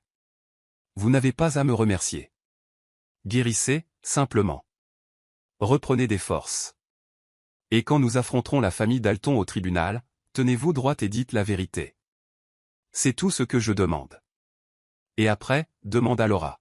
« Après le procès, après le divorce. Que se passera-t-il » Nathaniel croisa son regard, et elle y vit quelque chose qui lui coupa le souffle. Pas de la pitié, pas de l'obligation. Quelque chose de plus profond, de réel. « Alors, vous vous construirez une vie, dit-il simplement. Pour vous et Ethan. Quoi qu'elle devienne, ou qu'elle vous mène. Je vous aiderai du mieux que je pourrai. Et vous ? » Le cœur de Laura battait à tout rompre. « Que ferez-vous » Nathaniel sourit, et c'était la première fois que Laura le voyait paraître vraiment en paix. « Je continuerai à faire ce que je fais maintenant. Prendre soin des gens qui comptent pour moi. » Il tendit la main et toucha doucement la minuscule main d'Ethan. « Et Laura. Vous et Ethan comptez pour moi plus que je ne l'aurais cru. Plus que je ne peux vraiment l'expliquer. Mais c'est le cas. » Avant que Laura ne puisse répondre, avant qu'elle ne puisse examiner les sentiments qui fleurissaient dans sa propre poitrine, le téléphone de Nathaniel sonna. Il répondit, écouta, et son expression s'assombrit. « Quand » Une pause. « Je vois. Merci. » Il raccrocha et regarda Laura avec une sombre détermination. « La famille Dalton est allée voir la police. Ils portent plainte, affirmant que je vous ai kidnappé, vous et Ethan. Que je vous retiens contre votre volonté. » Laura sentit le sang quitter son visage. C'est insensé. C'est aussi calculé. Ils essaient de se faire passer pour les victimes, d'obtenir la sympathie du public avant que cela n'aille au tribunal. La mâchoire de Nathaniel était crispée. Ils ont même contacté les médias. Tout cela va devenir très public, très désordonné. Je suis tellement désolé, dit Laura, les larmes coulant. Tout est de ma faute. Je n'ai apporté que des problèmes. Arrêtez. La voix de Nathaniel était ferme, mais gentille. Ce n'est pas votre faute. Ce sont eux qui montrent leur vrai visage. Et vous savez quoi? Je m'en réjouis. Laissez-les aller voir la police, laissez-les parler aux médias. Parce que tout ce qu'ils disent, chaque mensonge qu'ils racontent, sera exposé au tribunal. Ils creusent leur propre tombe. Vous en êtes sûr? La voix de Laura était faible, effrayée. Nathaniel s'agenouilla devant elle, les yeux flamboyants de détermination. Je n'ai jamais été aussi sûr de quoi que ce soit. Nous allons les affronter, Laura. Et nous allons gagner. Ensemble. Tandis que Nathaniel passait des appels à ses avocats, qu'il se préparait à la tempête d'accusations et de mensonges qui allait s'abattre, Laura tenait son fils. Et elle sentit quelque chose qu'elle n'avait pas ressenti depuis très longtemps. L'espoir. Et autre chose. Quelque chose qu'elle avait peur de nommer, mais qu'elle ne pouvait nier. Un début de confiance. Les premières pousses fragiles d'affection pour l'homme qui lui avait sauvé la vie et n'avait rien demandé en retour. La bataille approchait. Mais pour la première fois depuis qu'elle avait épousé Ryan Dalton, Laura sentait qu'elle avait quelqu'un qui se battait vraiment à ses côtés. La nouvelle s'était répandue rapidement qu'elle avait donné naissance à un fils, pas une fille. Chapitre 7, le sanctuaire. Les camionnettes des chaînes d'information arrivèrent aux portes du domaine et un matin gris, alors qu'Ethan n'avait que quelques semaines. Laura était dans la chambre d'enfant, nourrissant son fils, quand elle entendit l'agitation à l'extérieur, des journalistes qui criaient, des équipes de tournage, le tourbillon agressif d'un cirque médiatique qui s'installait. Nathaniel apparut à la porte, le visage sombre. « Ne t'approche pas des fenêtres, dit-il. Et ne t'inquiète pas, la sécurité ne les laissera pas franchir les grilles. » Mais même de l'intérieur, Laura pouvait entendre les questions criées, « Monsieur, avez-vous kidnappé Laura Bennett? Est-il vrai que vous retenez un nouveau-né contre la volonté de son père? Monsieur, quelle est votre relation avec Madame Dalton? » Laura se sentit mal. « Il m'appelle Madame Dalton. Comme si je lui appartenais encore. » « Tu n'appartiens à personne d'autre qu'à toi-même, » dit fermement Nathaniel. « Et bientôt, le monde entier connaîtra la vérité. » La vérité, s'avéra-t-il, était sur le point de devenir très publique. Evelyn et Ryan Dalton avaient orchestré une campagne de relations publiques magistrale. Ils étaient passés aux informations locales, les yeux rougis de larmes fabriquées, décrivant comment leur belle-fille perturbée était tombée sous l'influence d'un homme riche, qui avait profité de sa vulnérabilité. « Nous voulons juste récupérer notre petit-fils, » dit Evelyn aux caméras, en tamponnant ses yeux secs. « Nous voulons que notre famille soit réunie. Mon fils est dévasté par cette séparation. » Ryan, debout à côté de sa mère telle une ombre obéissante, hochait la tête. « J'aime ma femme et mon fils. Je veux juste qu'il rentre à la maison. » C'était une performance digne d'un prix, sauf que chaque mot était un mensonge. Les avocats de Nathaniel lui avaient conseillé de ne pas s'adresser directement aux médias, mais Nathaniel savait que le silence serait interprété comme de la culpabilité. Il organisa donc sa propre conférence de presse. De la maison, Laura regarda Nathaniel se tenir sur les marches de l'entrée du domaine, sous les caméras et les journalistes qui se pressaient avec leurs microphones et leurs questions. « Je vais faire une brève déclaration et je ne répondrai à aucune question pour le moment, » dit Nathaniel, sa voix empreinte de l'autorité de quelqu'un habitué à être écouté. Il y a 3 semaines, j'ai trouvé Laura Bennett gisant sur la route lors d'un violent orage. Elle était enceinte de 9 mois, en plein travail, et venait d'être jetée hors de chez elle par son mari et sa belle-mère. Un murmure parcourut la foule de journalistes. Je l'ai emmenée à l'hôpital où elle a accouché sans encombre d'un petit garçon en bonne santé. Depuis lors, Madame Bennett et son fils sont mes invités dans ma maison, se remettant de leur épreuve. Elle est ici de son plein gré. Elle n'est pas retenue contre sa volonté. C'est simplement une femme qui avait besoin d'aide, et je la lui ai fournie. Qu'en est-il des accusations d'enlèvement? Cria un journaliste. Il n'y a pas eu d'enlèvement. Madame Bennett en témoignera devant le tribunal, tout comme le personnel médical qui a soigné ses blessures après qu'elle ait été jetée dehors pendant un orage. Les yeux de Nathaniel étaient durs. La vraie question n'est pas pourquoi je l'ai aidée. La vraie question est, pourquoi une femme enceinte a-t-elle été jetée dehors en pleine tempête? Un autre journaliste lança, « Monsieur Dalton prétend que le bébé n'est pas de lui. Est-ce pour cela que sa femme est partie? » On a raconté un mensonge à Monsieur Dalton, par un médecin qui a été payé pour détruire son mariage. Les dossiers médicaux prouveront qu'Ethan est bien son fils biologique. Mais Monsieur Dalton a choisi de croire ce mensonge et l'a utilisé comme excuse pour maltraiter sa femme enceinte. La voix de Nathaniel était tranchante, acérée. Ceci n'est pas une histoire d'enlèvement. C'est une histoire de violence domestique, de fraude et de tentative de meurtre sur une femme enceinte et son enfant à naître. La conférence de presse explosa de questions, mais Nathaniel se contenta de faire demi-tour et de rentrer chez lui, laissant les journalistes digérer ce qu'il venait de révéler. À l'intérieur, Laura pleurait. Il m'a défendu, dit-elle à la gouvernante de Nathaniel, Béatrice, qui lui tenait compagnie. Il s'est tenu là et a dit la vérité. Monsieur est un homme bon, dit gentiment Béatrice. Le meilleur pour qui j'ai jamais travaillé. Quand il croit en quelque chose, il ne recule pas. Nathaniel trouva Laura dans le salon, tenant Ethan et regardant la rediffusion de la conférence de presse à la télévision. Tu ne devrais pas regarder ça, dit-il doucement. Ça va juste te contrarier. Vous avez qualifié ce qu'ils ont fait de tentative de meurtre. Laura leva vers lui des yeux écarquillés. Vous le croyez vraiment? Comment appelleriez-vous le fait de jeter une femme enceinte dehors en pleine tempête? La voix de Nathaniel était tendue par une colère contenue. Il se fichait que tu vives ou que tu meurs, Laura. Il voulait juste que tu disparaisses. Laura savait qu'il avait raison, mais l'entendre dire si crûment ravivait l'horreur de la situation. Que se passe-t-il maintenant? Demanda-t-elle. Maintenant, nous nous préparons pour le tribunal. Mes avocats ont compilé toutes les preuves, dossier d'hôpital, bulletin météo, témoignages du personnel médical qui t'a soigné. Nous avons aussi trouvé les relevés bancaires montrant le paiement d'Evelyn au docteur Carter. Est-ce que ce sera suffisant? Nathaniel s'assit à côté d'elle, faisant attention à ne pas déranger le bébé endormi. Ce sera suffisant. Mais Laura, je dois te préparer. Ça va être sordide. Ils vont essayer de détruire ta réputation, de te faire passer pour la méchante. Peux-tu gérer ça? Laura pensa à tout ce qu'elle avait déjà survécu, les abus, l'humiliation, la terreur d'être jetée dans la tempête. Elle avait survécu à tout cela. Elle pouvait survivre à un tribunal. Je peux le gérer, dit-elle, sa voix plus forte qu'elle ne le pensait. Pour Ethan, je peux tout gérer. Bien, sourit Nathaniel. Parce que nous n'allons pas seulement te défendre dans cette affaire. Nous allons nous assurer que la vérité sur la famille Dalton éclate. Chaque mensonge, chaque acte de cruauté. Tout. Quand nous en aurons fini, le monde entier saura quel genre de personnes ils sont vraiment. Au cours des semaines suivantes, Laura et Nathaniel travaillèrent avec son équipe juridique pour préparer son témoignage.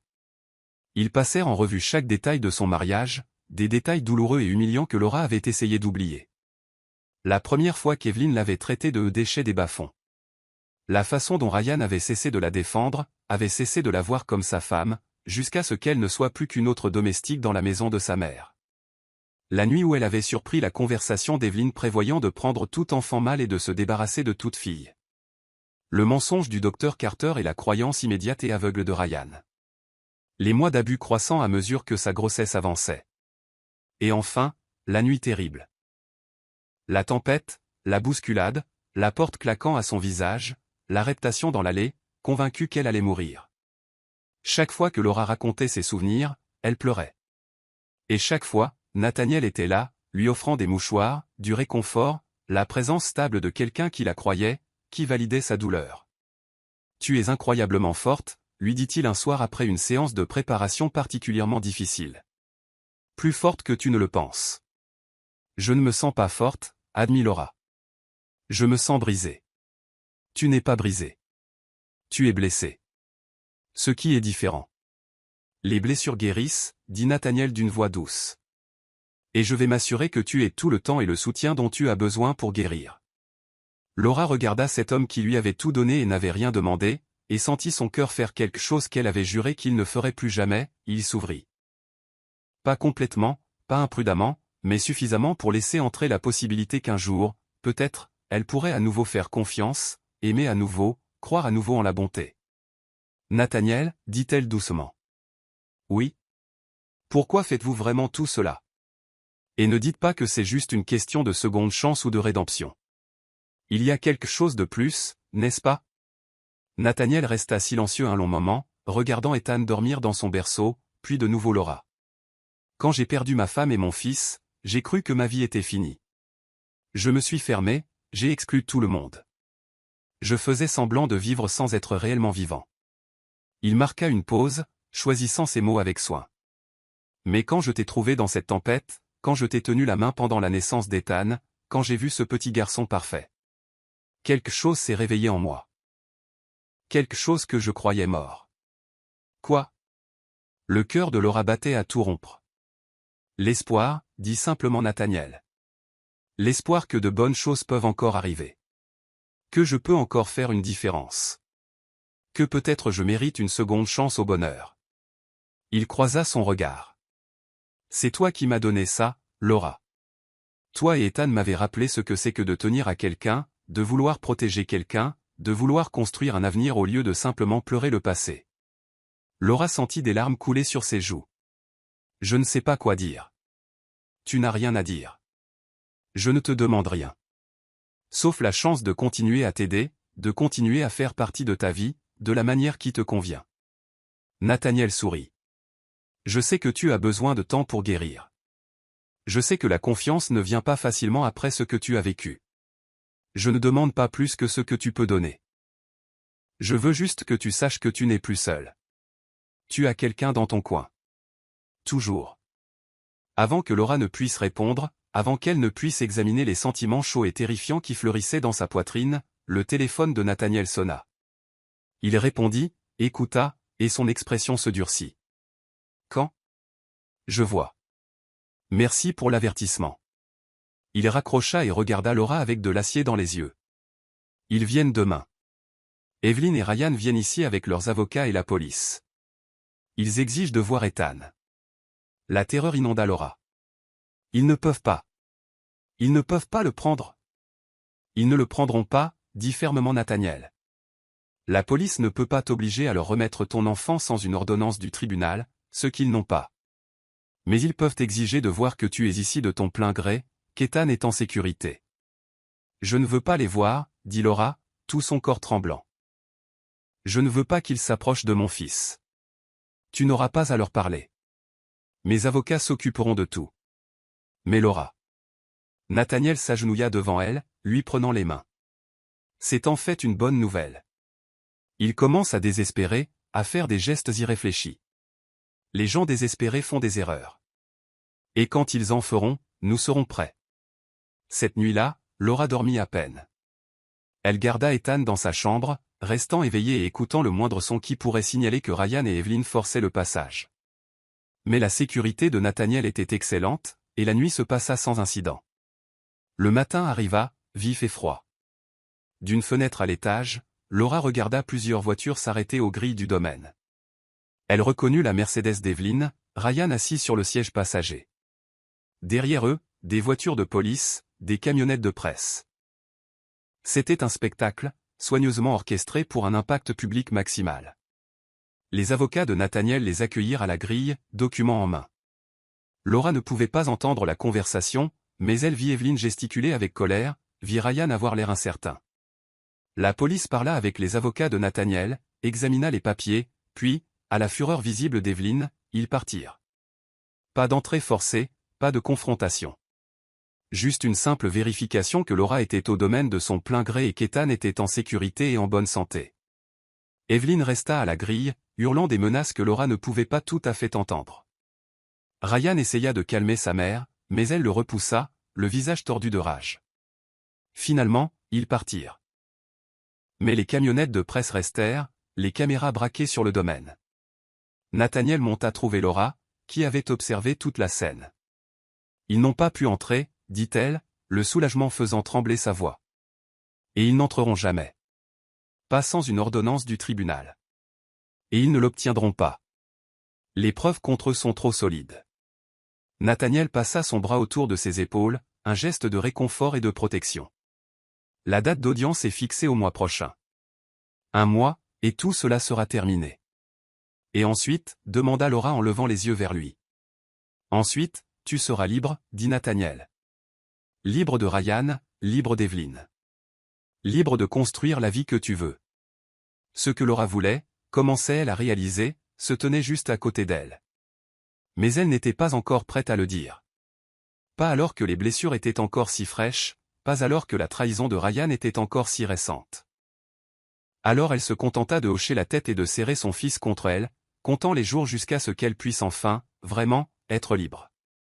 Son mari avide et sa mère avaient porté plainte, accusant le milliardaire d'avoir kidnappé sa femme et volé son bébé. Chapitre 8, la fausse accusation. La salle d'audience était bondée de journalistes, de spectateurs et de personnes qui avaient suivi l'histoire avec une attention passionnée.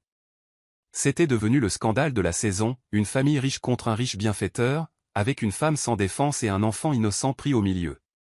Sauf que Laura n'était plus sans défense. Elle était assise à la table du demandeur, à côté de Nathaniel et de son équipe d'avocats, la tête haute malgré la peur qui lui tordait l'estomac. Ethan était avec Béatrice au domaine, en sécurité et loin de cette vilaine bataille. De l'autre côté de l'allée, Evelyn et Ryan Dalton étaient assis avec leur propre équipe juridique, l'air policé et confiant. Evelyn portait des perles et un tailleur de marque, jouant à la perfection le rôle de la grand-mère éplorée.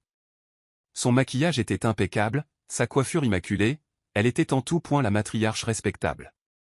Ryan avait l'air blessé comme il se doit, le mari bafoué cherchant la justice, bien que Laura puisse voir l'incertitude dans ses yeux chaque fois qu'il jetait un coup d'œil dans sa direction. Tout cela n'était que du théâtre, et Laura le savait. Mais elle se demandait si le juge et le jury pouvaient voir à travers la performance. Le juge entra et l'huissier ouvrit l'audience. L'avocat de la famille Dalton se leva pour présenter leur cas. Un homme grand, aux cheveux argentés, avec une voix dégoulinante de fausse sincérité. Votre honneur, mes clients sont des parents aimants qui ont été cruellement séparés de leur fils nouveau-né par un homme avec plus d'argent que de morale. Nathaniel est, usant de sa richesse et de son influence, a kidnappé Madame Laura Dalton et son fils en bas âge, les retenant contre leur volonté tout en lui montant la tête avec des mensonges sur son mari aimant et sa belle-mère inquiète. Les mains de Laura se crispèrent sur ses genoux. Chaque mot était un mensonge, mais prononcé avec une telle conviction qu'elle craignait que les gens puissent le croire. Elle sentit la main de Nathaniel couvrir la sienne sous la table, un geste silencieux de soutien.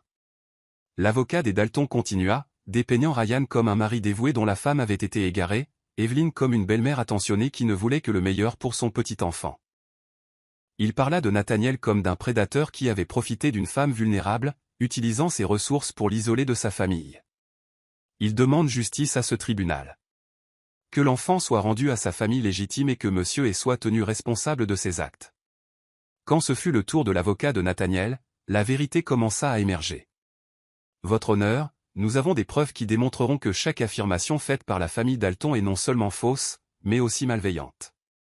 Ce n'est pas une affaire d'enlèvement.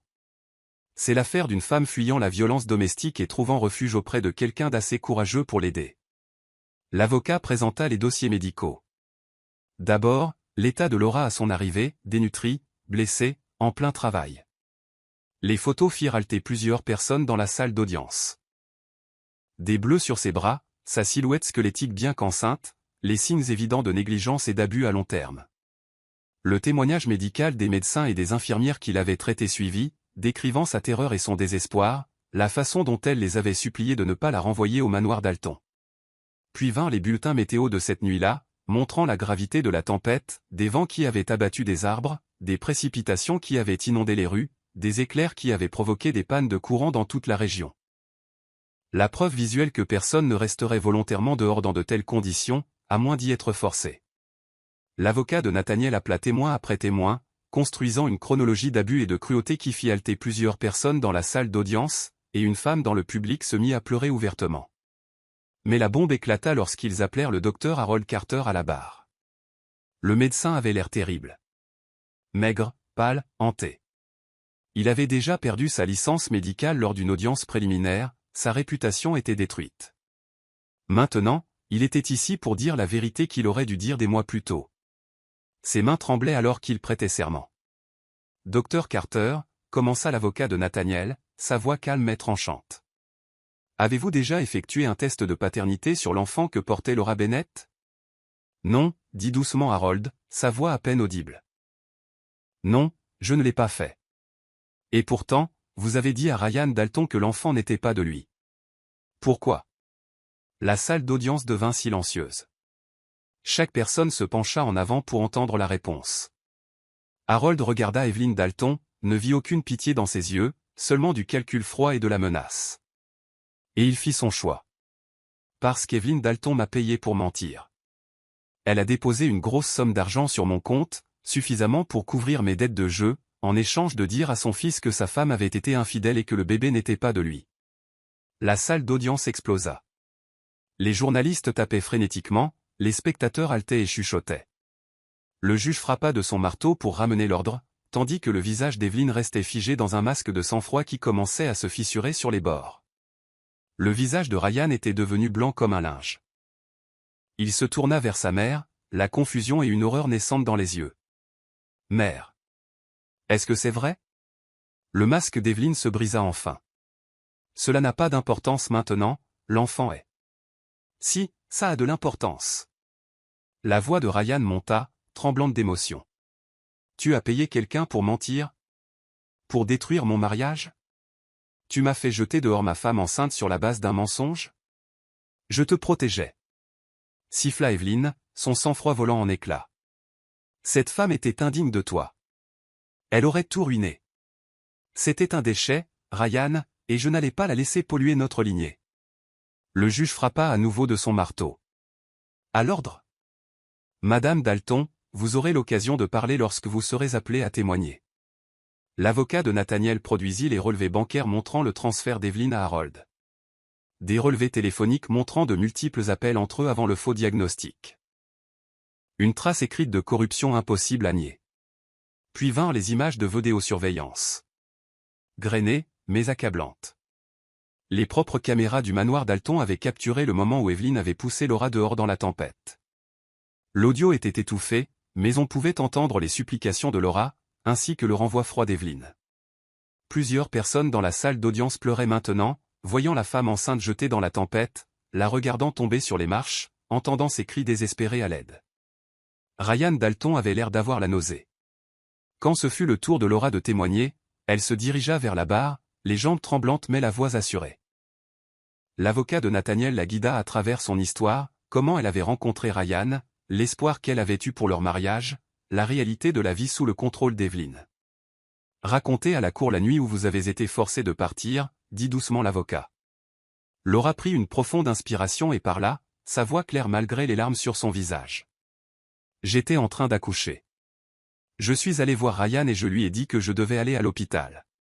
Mais sa mère m'a dit de sortir. Elle a dit que mon bébé était un bâtard et qu'il n'était pas le bienvenu chez eux. Les mains de Laura tremblaient. Ryan ne l'a pas arrêté. Il ne m'a pas protégé, ni moi ni notre bébé. Sa mère m'a poussé dehors, et je suis tombé sur les marches. Puis ils ont verrouillé la porte et éteint toutes les lumières. Qu'avez-vous fait alors? J'ai essayé de ramper jusqu'à la rue pour chercher de l'aide. Je pensais que j'allais mourir. Je pensais que mon bébé allait mourir. Laura regarda directement Ryan, qui ne put soutenir son regard. J'ai prié pour que quelqu'un nous aide. Et Dieu a envoyé Nathaniel. L'avocat des Dalton essaya de dépeindre Laura comme une opportuniste, quelqu'un qui avait séduit un homme riche pour assurer son avenir.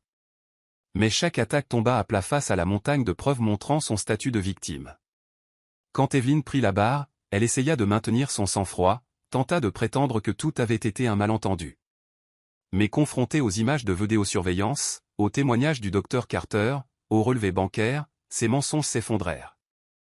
J'ai fait ce que j'avais à faire pour protéger ma famille. Cria-t-elle finalement, sa façade soigneusement construite se brisant.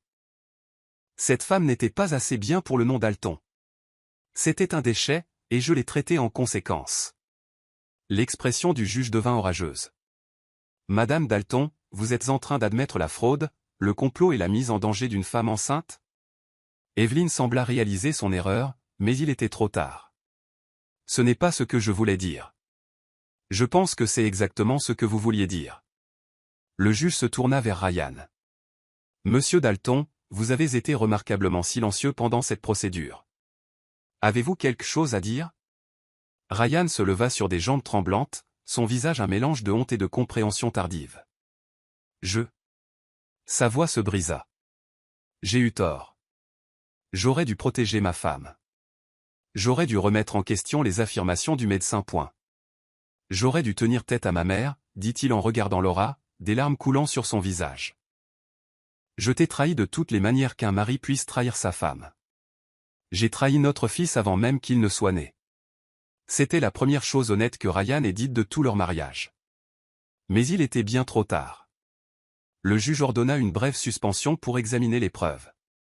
Lorsque l'audience reprit, sa décision fut rapide et sans appel.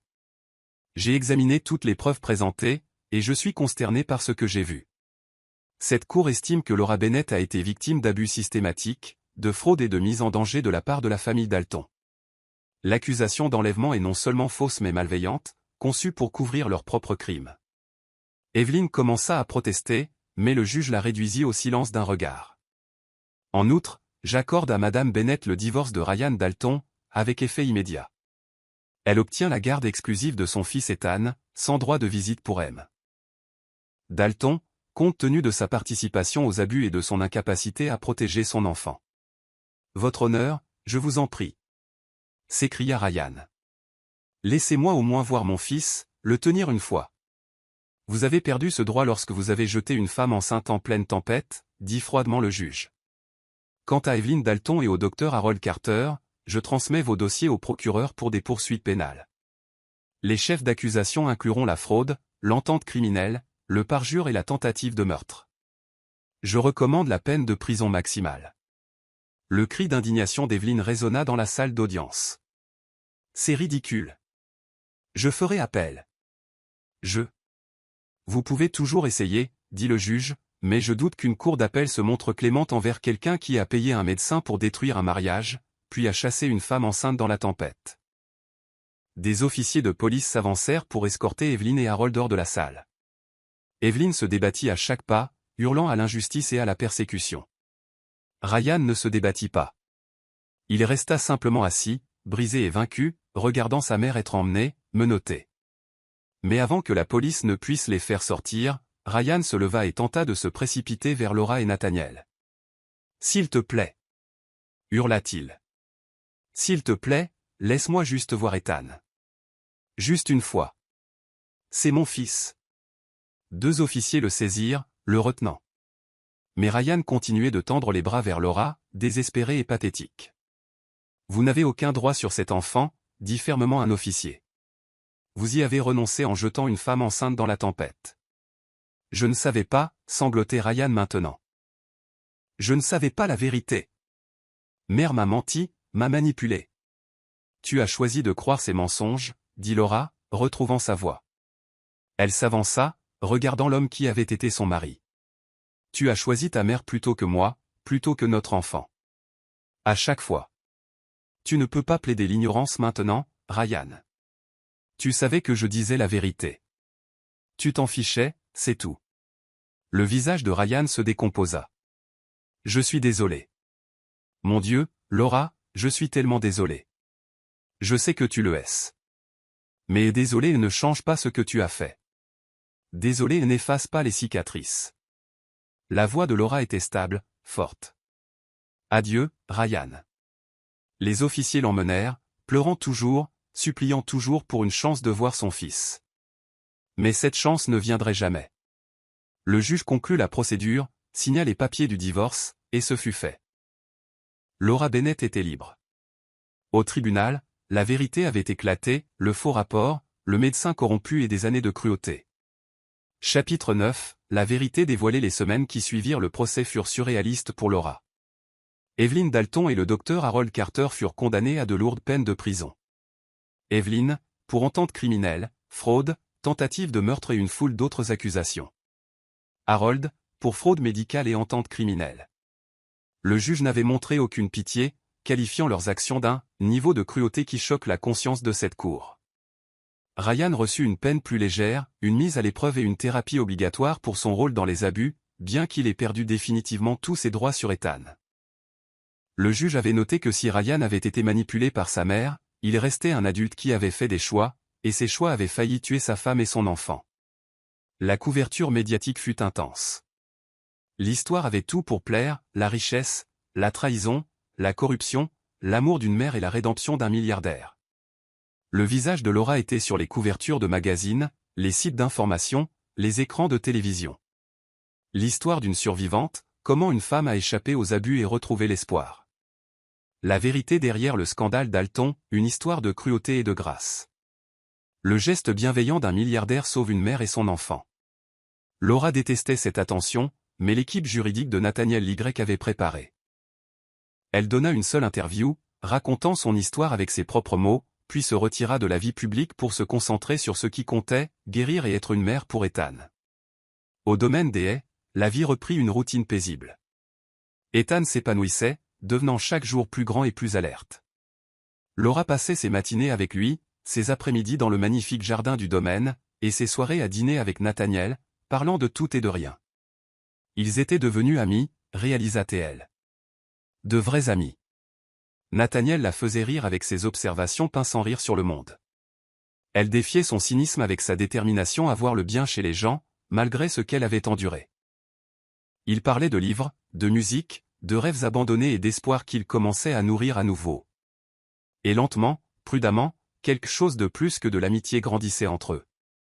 Laura le voyait dans la façon dont le regard de Nathaniel s'adoucissait quand il la regardait, dans la façon dont il s'assurait toujours qu'il y avait son thé préféré en réserve, dans la façon dont il apparaissait dans la chambre d'Ethan tard le soir quand le bébé était agité, proposant de le prendre pour que Laura puisse se reposer. Elle le sentait dans son propre cœur qui s'emballait quand Nathaniel lui souriait, dans la façon dont elle attendait avec impatience leur conversation du soir, dans la chaleur qui l'inondait quand sa main frôlait la sienne par accident. Mais elle était terrifiée. « Je ne sais pas comment faire confiance à nouveau », confia-t-elle à Béatrice un après-midi. Alors que la gouvernante l'aidait à plier les minuscules vêtements d'Ethan. « Ryan a détruit quelque chose en moi. Comment savoir si Nathaniel ne fera pas la même chose ?» Béatrice, qui travaillait pour Nathaniel depuis des années et l'aimait comme un fils, sourit doucement. « Monsieur et n'a rien à voir avec Ryan Dalton, ma chère. C'est un homme bon qui a été brisé par la perte et qui réapprend à vivre. Tout comme vous. Et si c'était juste de la reconnaissance? Si je confondais la gratitude avec autre chose? Est-ce le cas? Demanda finement Béatrice. Ou avez-vous peur d'admettre que vous tombez amoureuse parce que l'amour vous a fait souffrir auparavant? Laura n'avait pas de réponse à cela. Nathaniel, de son côté, était patient. Il ne la bousculait jamais, n'exigeait rien, ne lui donnait jamais l'impression d'être pressé. Il existait simplement dans sa vie comme une présence constante et stable. Quelqu'un sur qui elle pouvait compter. Quelqu'un qui avait prouvé à maintes reprises qu'il la protégerait, elle et Ethan, quoi qu'il arrive. Mais un soir, alors qu'ils étaient assis dans le jardin à regarder le coucher de soleil pendant qu'Ethan dormait dans sa poussette, Laura posa enfin la question qui la hantait. Que va-t-il se passer maintenant, Nathaniel? Le procès est terminé, je suis divorcé. Je vais devoir, à un moment donné, organiser ma vie. Trouver mon propre appartement, un travail. Pourquoi? L'interrompit doucement Nathaniel. Qu'est-ce que tu veux dire, pourquoi? Je ne peux pas rester ici éternellement. Je dois construire une vie pour Ethan. Qui a dit que tu ne pouvais pas construire cette vie ici? Nathaniel se tourna vers elle, ses yeux gris sérieux. Laura, je sais que tu as besoin de temps. Je sais que tu as besoin d'espace pour guérir et découvrir qui tu es en dehors de tout ce traumatisme. Je ne te demande pas de prendre de décision maintenant. Je te demande juste d'envisager que. Peut-être que tu n'as pas à partir. Peut-être que ton foyer est ici. Le cœur de Laura battait à tout rompre. Nathaniel. Laisse-moi finir. Il prit sa main, son pouce caressant les jointures de ses doigts. Je t'ai dit un jour que toi et Ethan m'aviez redonné espoir. C'est toujours vrai. Mais c'est devenu plus que de l'espoir. Vous êtes devenu essentiel pour moi, Laura. Je me réveille en pensant à comment te faire sourire. Je passe ma journée à attendre nos discussions du soir. Je te regarde avec Ethan et je pense à quel genre de père je pourrais être pour lui. Si tu me le permettais. Des larmes coulaient maintenant sur le visage de Laura. J'ai peur. Je sais. Moi aussi. La voix de Nathaniel était brute d'honnêteté. Je suis terrifié à l'idée d'aimer à nouveau et de perdre à nouveau. Mais je suis encore plus terrifié à l'idée de te laisser sortir de ma vie sans te dire ce que je ressens. Et que ressens-tu? Murmura Laura. Je t'aime, dit simplement Nathaniel. J'aime ta force, ta gentillesse, ta protection féroce envers ton fils. J'aime la façon dont tu fredonnes en pliant le linge et la façon dont tu viens toujours voir si je vais bien quand je travaille trop tard. J'aime que tu me vois comme une personne, pas comme un portefeuille ou un moyen de parvenir à tes fins. Je t'aime, Laura Bennett. Et j'aime Ethan comme s'il était mon propre fils. Laura sanglotait maintenant, submergée par l'émotion. Je ne sais pas si je peux faire ça. Je ne sais pas si je suis prête. Alors ne décide pas aujourd'hui. Prends tout le temps dont tu as besoin. Nathaniel essuya ses larmes d'un geste doux. Je n'irai nulle part. Que tu décides que tu peux m'aimer en retour ou que nous sommes mieux en tant qu'amis, je serai toujours là. Toi et Ethan aurez toujours un foyer avec moi. Vous aurez toujours ma protection. Toujours mon soutien. Ce n'est pas conditionné au fait que tu m'aimes en retour. Tu es trop beau pour être vrai, dit Laura, riant à travers ses larmes. Les hommes comme toi n'existent pas dans la vraie vie. Je ne suis pas parfait, Laura. Je suis juste un homme qui sait ce que c'est que de tout perdre et à qui on a donné une seconde chance d'être heureux. Je ne vais pas la gâcher. Nathaniel se leva, l'attirant doucement vers lui. Maintenant, viens. Ethan commence à se réveiller et je crois que c'est mon tour de lui donner son biberon. Alors que Nathaniel soulevait Ethan de la poussette, roucoulant au bébé avec une telle tendresse, Laura sentit quelque chose en elle se libérer enfin, vraiment. Les murs autour de son cœur, construits brique par brique pendant son mariage avec Ryan, s'effondraient. Et derrière ces murs se trouvait la vérité qu'elle avait eu trop peur d'admettre. Elle était en train de tomber amoureuse de Nathaniel. Peut-être qu'elle l'était depuis cette nuit dans la tempête, quand il lui avait promis de la sauver et avait tenu cette promesse. Peut-être que c'était arrivé progressivement, à travers toutes les petites bontés et cette présence constante. Peut-être que c'était inévitable depuis le moment où elle avait regardé dans ses yeux et y avait vu une âme aussi blessée et pleine d'espoir que la sienne. Peu importait quand cela avait commencé. Ce qui importait, c'était que c'était réel. Et pour la première fois depuis son mariage avec Ryan Dalton, Laura s'autorisa à espérer que l'amour ne se terminait pas toujours par la trahison et la douleur. Que peut-être, juste peut-être, cela pouvait être quelque chose de magnifique. Le lendemain matin, Laura se réveilla tôt et trouva Nathaniel dans le jardin, au moment où le soleil se levait. Il sembla surpris de la voir. « Tu n'arrivais pas à dormir ?» »« J'ai réfléchi, » dit Laura, le cœur battant. « À ce que tu as dit hier. » Nathaniel devint très calme. Et j'ai réalisé quelque chose. Laura s'approcha de lui. J'ai eu si peur d'être à nouveau blessé que j'ai failli passer à côté de quelque chose d'incroyable qui se passait juste devant moi. Nathaniel, je t'aime aussi. Les mots sortirent d'un trait. Je crois que je t'aime depuis un moment, en fait. J'avais juste trop peur de l'admettre. Mais je ne laisserai plus la peur m'empêcher de vivre.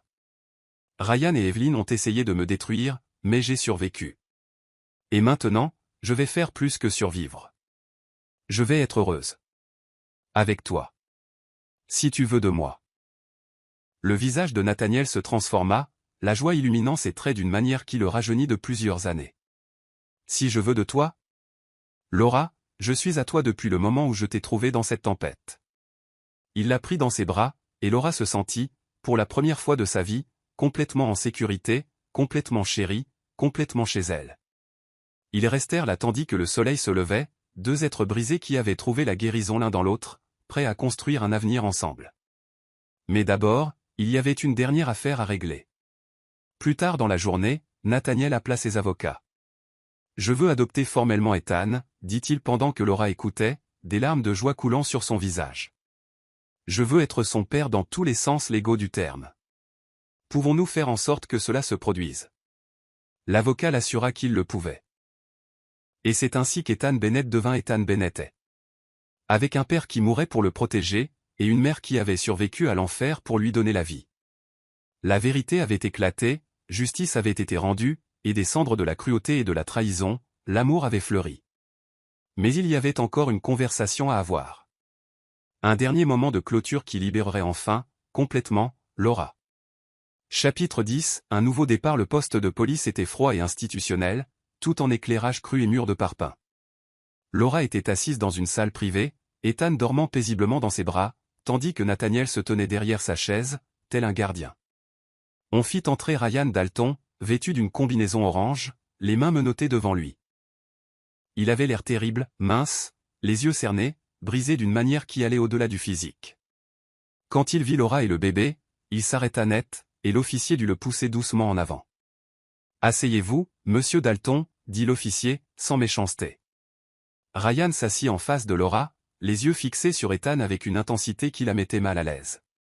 Mais c'était elle qui avait demandé cette rencontre. Elle en avait besoin pour tourner la page. « Merci de me recevoir, » dit Ryan d'une voix rauque. « Je ne pensais pas que tu accepterais. » J'ai failli refuser, dit Laura honnêtement. Mais j'avais besoin de te dire certaines choses. Et j'avais besoin que tu les entendes.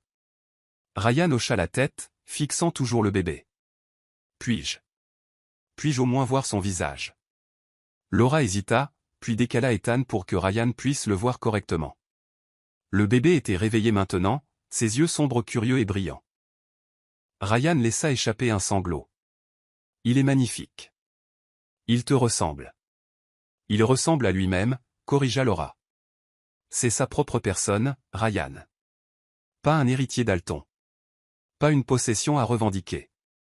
Juste un petit garçon qui mérite de grandir en étant aimé et en sécurité. Je sais. Mon Dieu, Laura, je sais. Les larmes de Ryan coulaient abondamment maintenant. J'ai eu beaucoup de temps pour réfléchir ici. À ce que j'ai fait. Ce que je n'ai pas fait. Comment je vous ai trahis tous les deux. Je ne peux pas, il n'y a pas de mots pour dire à quel point je suis désolé. Désolé, il ne répare pas ça, dit Laura, sa voix stable malgré les émotions qui tourbillonnaient dans sa poitrine. Désolé et n'efface pas ce que tu m'as fait subir. Mais je ne suis pas venu ici pour tes excuses, Ryan. Je suis venu te dire que je te pardonne. La tête de Ryan se releva brusquement, le choc se lisant sur son visage. Quoi? Je te pardonne, répéta Laura. Non pas parce que tu le mérites. Non pas parce que ce que tu as fait était acceptable. Mais parce que je refuse de porter la haine et l'amertume pour le reste de ma vie. Je refuse de te laisser, toi et Evelyn, empoisonner mon avenir comme vous avez empoisonné mon passé. Je ne comprends pas, murmura Ryan. Le pardon n'est pas pour toi, Ryan. Il est pour moi. C'est moi qui choisis de lâcher la douleur. D'avancer. De construire quelque chose de bien dans ma vie au lieu de m'attarder sur le mal. Laura regarda Nathaniel, qui la observait avec fierté et amour. J'ai une chance d'avoir un vrai bonheur maintenant, un vrai amour, une vraie famille pour Ethan. Et je ne vais pas gâcher cette chance en m'accrochant à la colère. Ryan suivit son regard vers Nathaniel et la compréhension se fit dans ses yeux. Vous deux. Point ne te regarde pas, dit fermement Laura. Ma vie m'appartient maintenant. Et je choisis de la passer avec quelqu'un qui m'estime, qui me respecte, qui ne me laisserait jamais être blessé comme tu m'as blessé. C'est un homme meilleur que je ne l'ai jamais été, dit doucement Ryan, en regardant Nathaniel. Merci de les avoir sauvés. D'avoir été ce que j'aurais dû être. L'expression de Nathaniel était dure. Je ne l'ai pas fait pour votre gratitude. Je l'ai fait parce que c'était juste. Ryan hocha la tête, acceptant cela. Il reporta son regard sur Ethan, s'imprégnant de la vue de son fils. Lui parleras-tu de moi? Quand il sera plus grand. Je lui dirai la vérité, dit Laura. Que son père biologique a fait des erreurs. Qu'il n'a pas été assez fort pour défendre ce qui était juste. Mais je lui dirai aussi que tu te fais soigner maintenant, que tu essaies de devenir meilleur. Et je lui dirai qu'il a un père qui a choisi de l'aimer, qui a été là depuis le début, qui le fera toujours passer en premier. Elle regarda Nathaniel en disant cela, et l'amour dans ses yeux fit s'envoler son cœur. Puis-je le toucher? Demanda Ryan, la voix brisée. Juste une fois. S'il te plaît. Laura regarda l'officier, qui hocha la tête, donnant la permission tant que les mains de Ryan restaient menottées. Elle se pencha en avant, approchant Ethan suffisamment pour que Ryan puisse l'atteindre. Ryan tendit ses mains menottées, touchant la petite main d'Ethan d'un doigt. Le bébé attrapa son doigt, comme le font les bébés, et Ryan s'effondra complètement. Je suis tellement désolé, sanglota-t-il. Je suis désolé pour tout. Je n'attends pas de toi que tu me pardonnes, je ne le mérite pas. Mais s'il te plaît, sache que je passerai le reste de ma vie à essayer d'être meilleur. À essayer d'être quelqu'un dont tu pourrais être fier. Ne le fais pas pour moi, dit Laura en ramenant Ethan contre elle. Fais-le pour toi. Deviens l'homme que tu aurais dû être. Et peut-être qu'un jour, quand Ethan sera grand et voudra te connaître, tu seras quelqu'un qui vaut la peine d'être connu. Ryan hocha la tête, incapable de parler à travers ses larmes. L'officier s'avança. Le temps est écoulé, monsieur Dalton. Alors qu'on l'emmenait, Ryan se retourna une dernière fois. Je t'aime, Laura. Je suis désolé de ne jamais l'avoir montré de la bonne manière. Je sais, dit doucement Laura. Adieu, Ryan. La porte se referma derrière lui, et Laura laissa échapper un souffle qu'elle ne savait pas avoir retenu. Nathaniel s'agenouilla à côté de sa chaise, sa main sur son épaule. « Ça va ? » « Je suis libre, » dit Laura, et elle sourit à travers ses larmes. « Je suis enfin, vraiment libre. » Ils quittèrent le poste de police et sortirent sous un soleil éclatant. Sur le parking, à l'abri des regards indiscrets, Nathaniel se tourna vers Laura avec une expression sérieuse. « Il y a quelque chose que je veux te demander, » dit-il. « Quoi ?» Nathaniel s'agenouilla, là, sur le parking, et sortit une petite boîte de velours. Le cœur de Laura s'arrêta. « Je sais que cela peut sembler rapide. Je sais que tu as vécu l'enfer. Mais je sais aussi que la vie est courte et que l'amour est précieux. Et je ne veux pas perdre un instant de plus. » Nathaniel ouvrit la boîte, révélant une bague simple et magnifique. « Laura Bennett, tu mérites tout ce que ce monde a de bon à offrir. Tu mérites l'amour, le respect, la paix et la joie. Laisse-moi être celui qui te donne ces choses. Laisse-moi être le père dont Ethan a besoin. Laisse-moi être ton partenaire, ton ami, ton amour. Pour le reste de nos vies. Veux-tu m'épouser ?»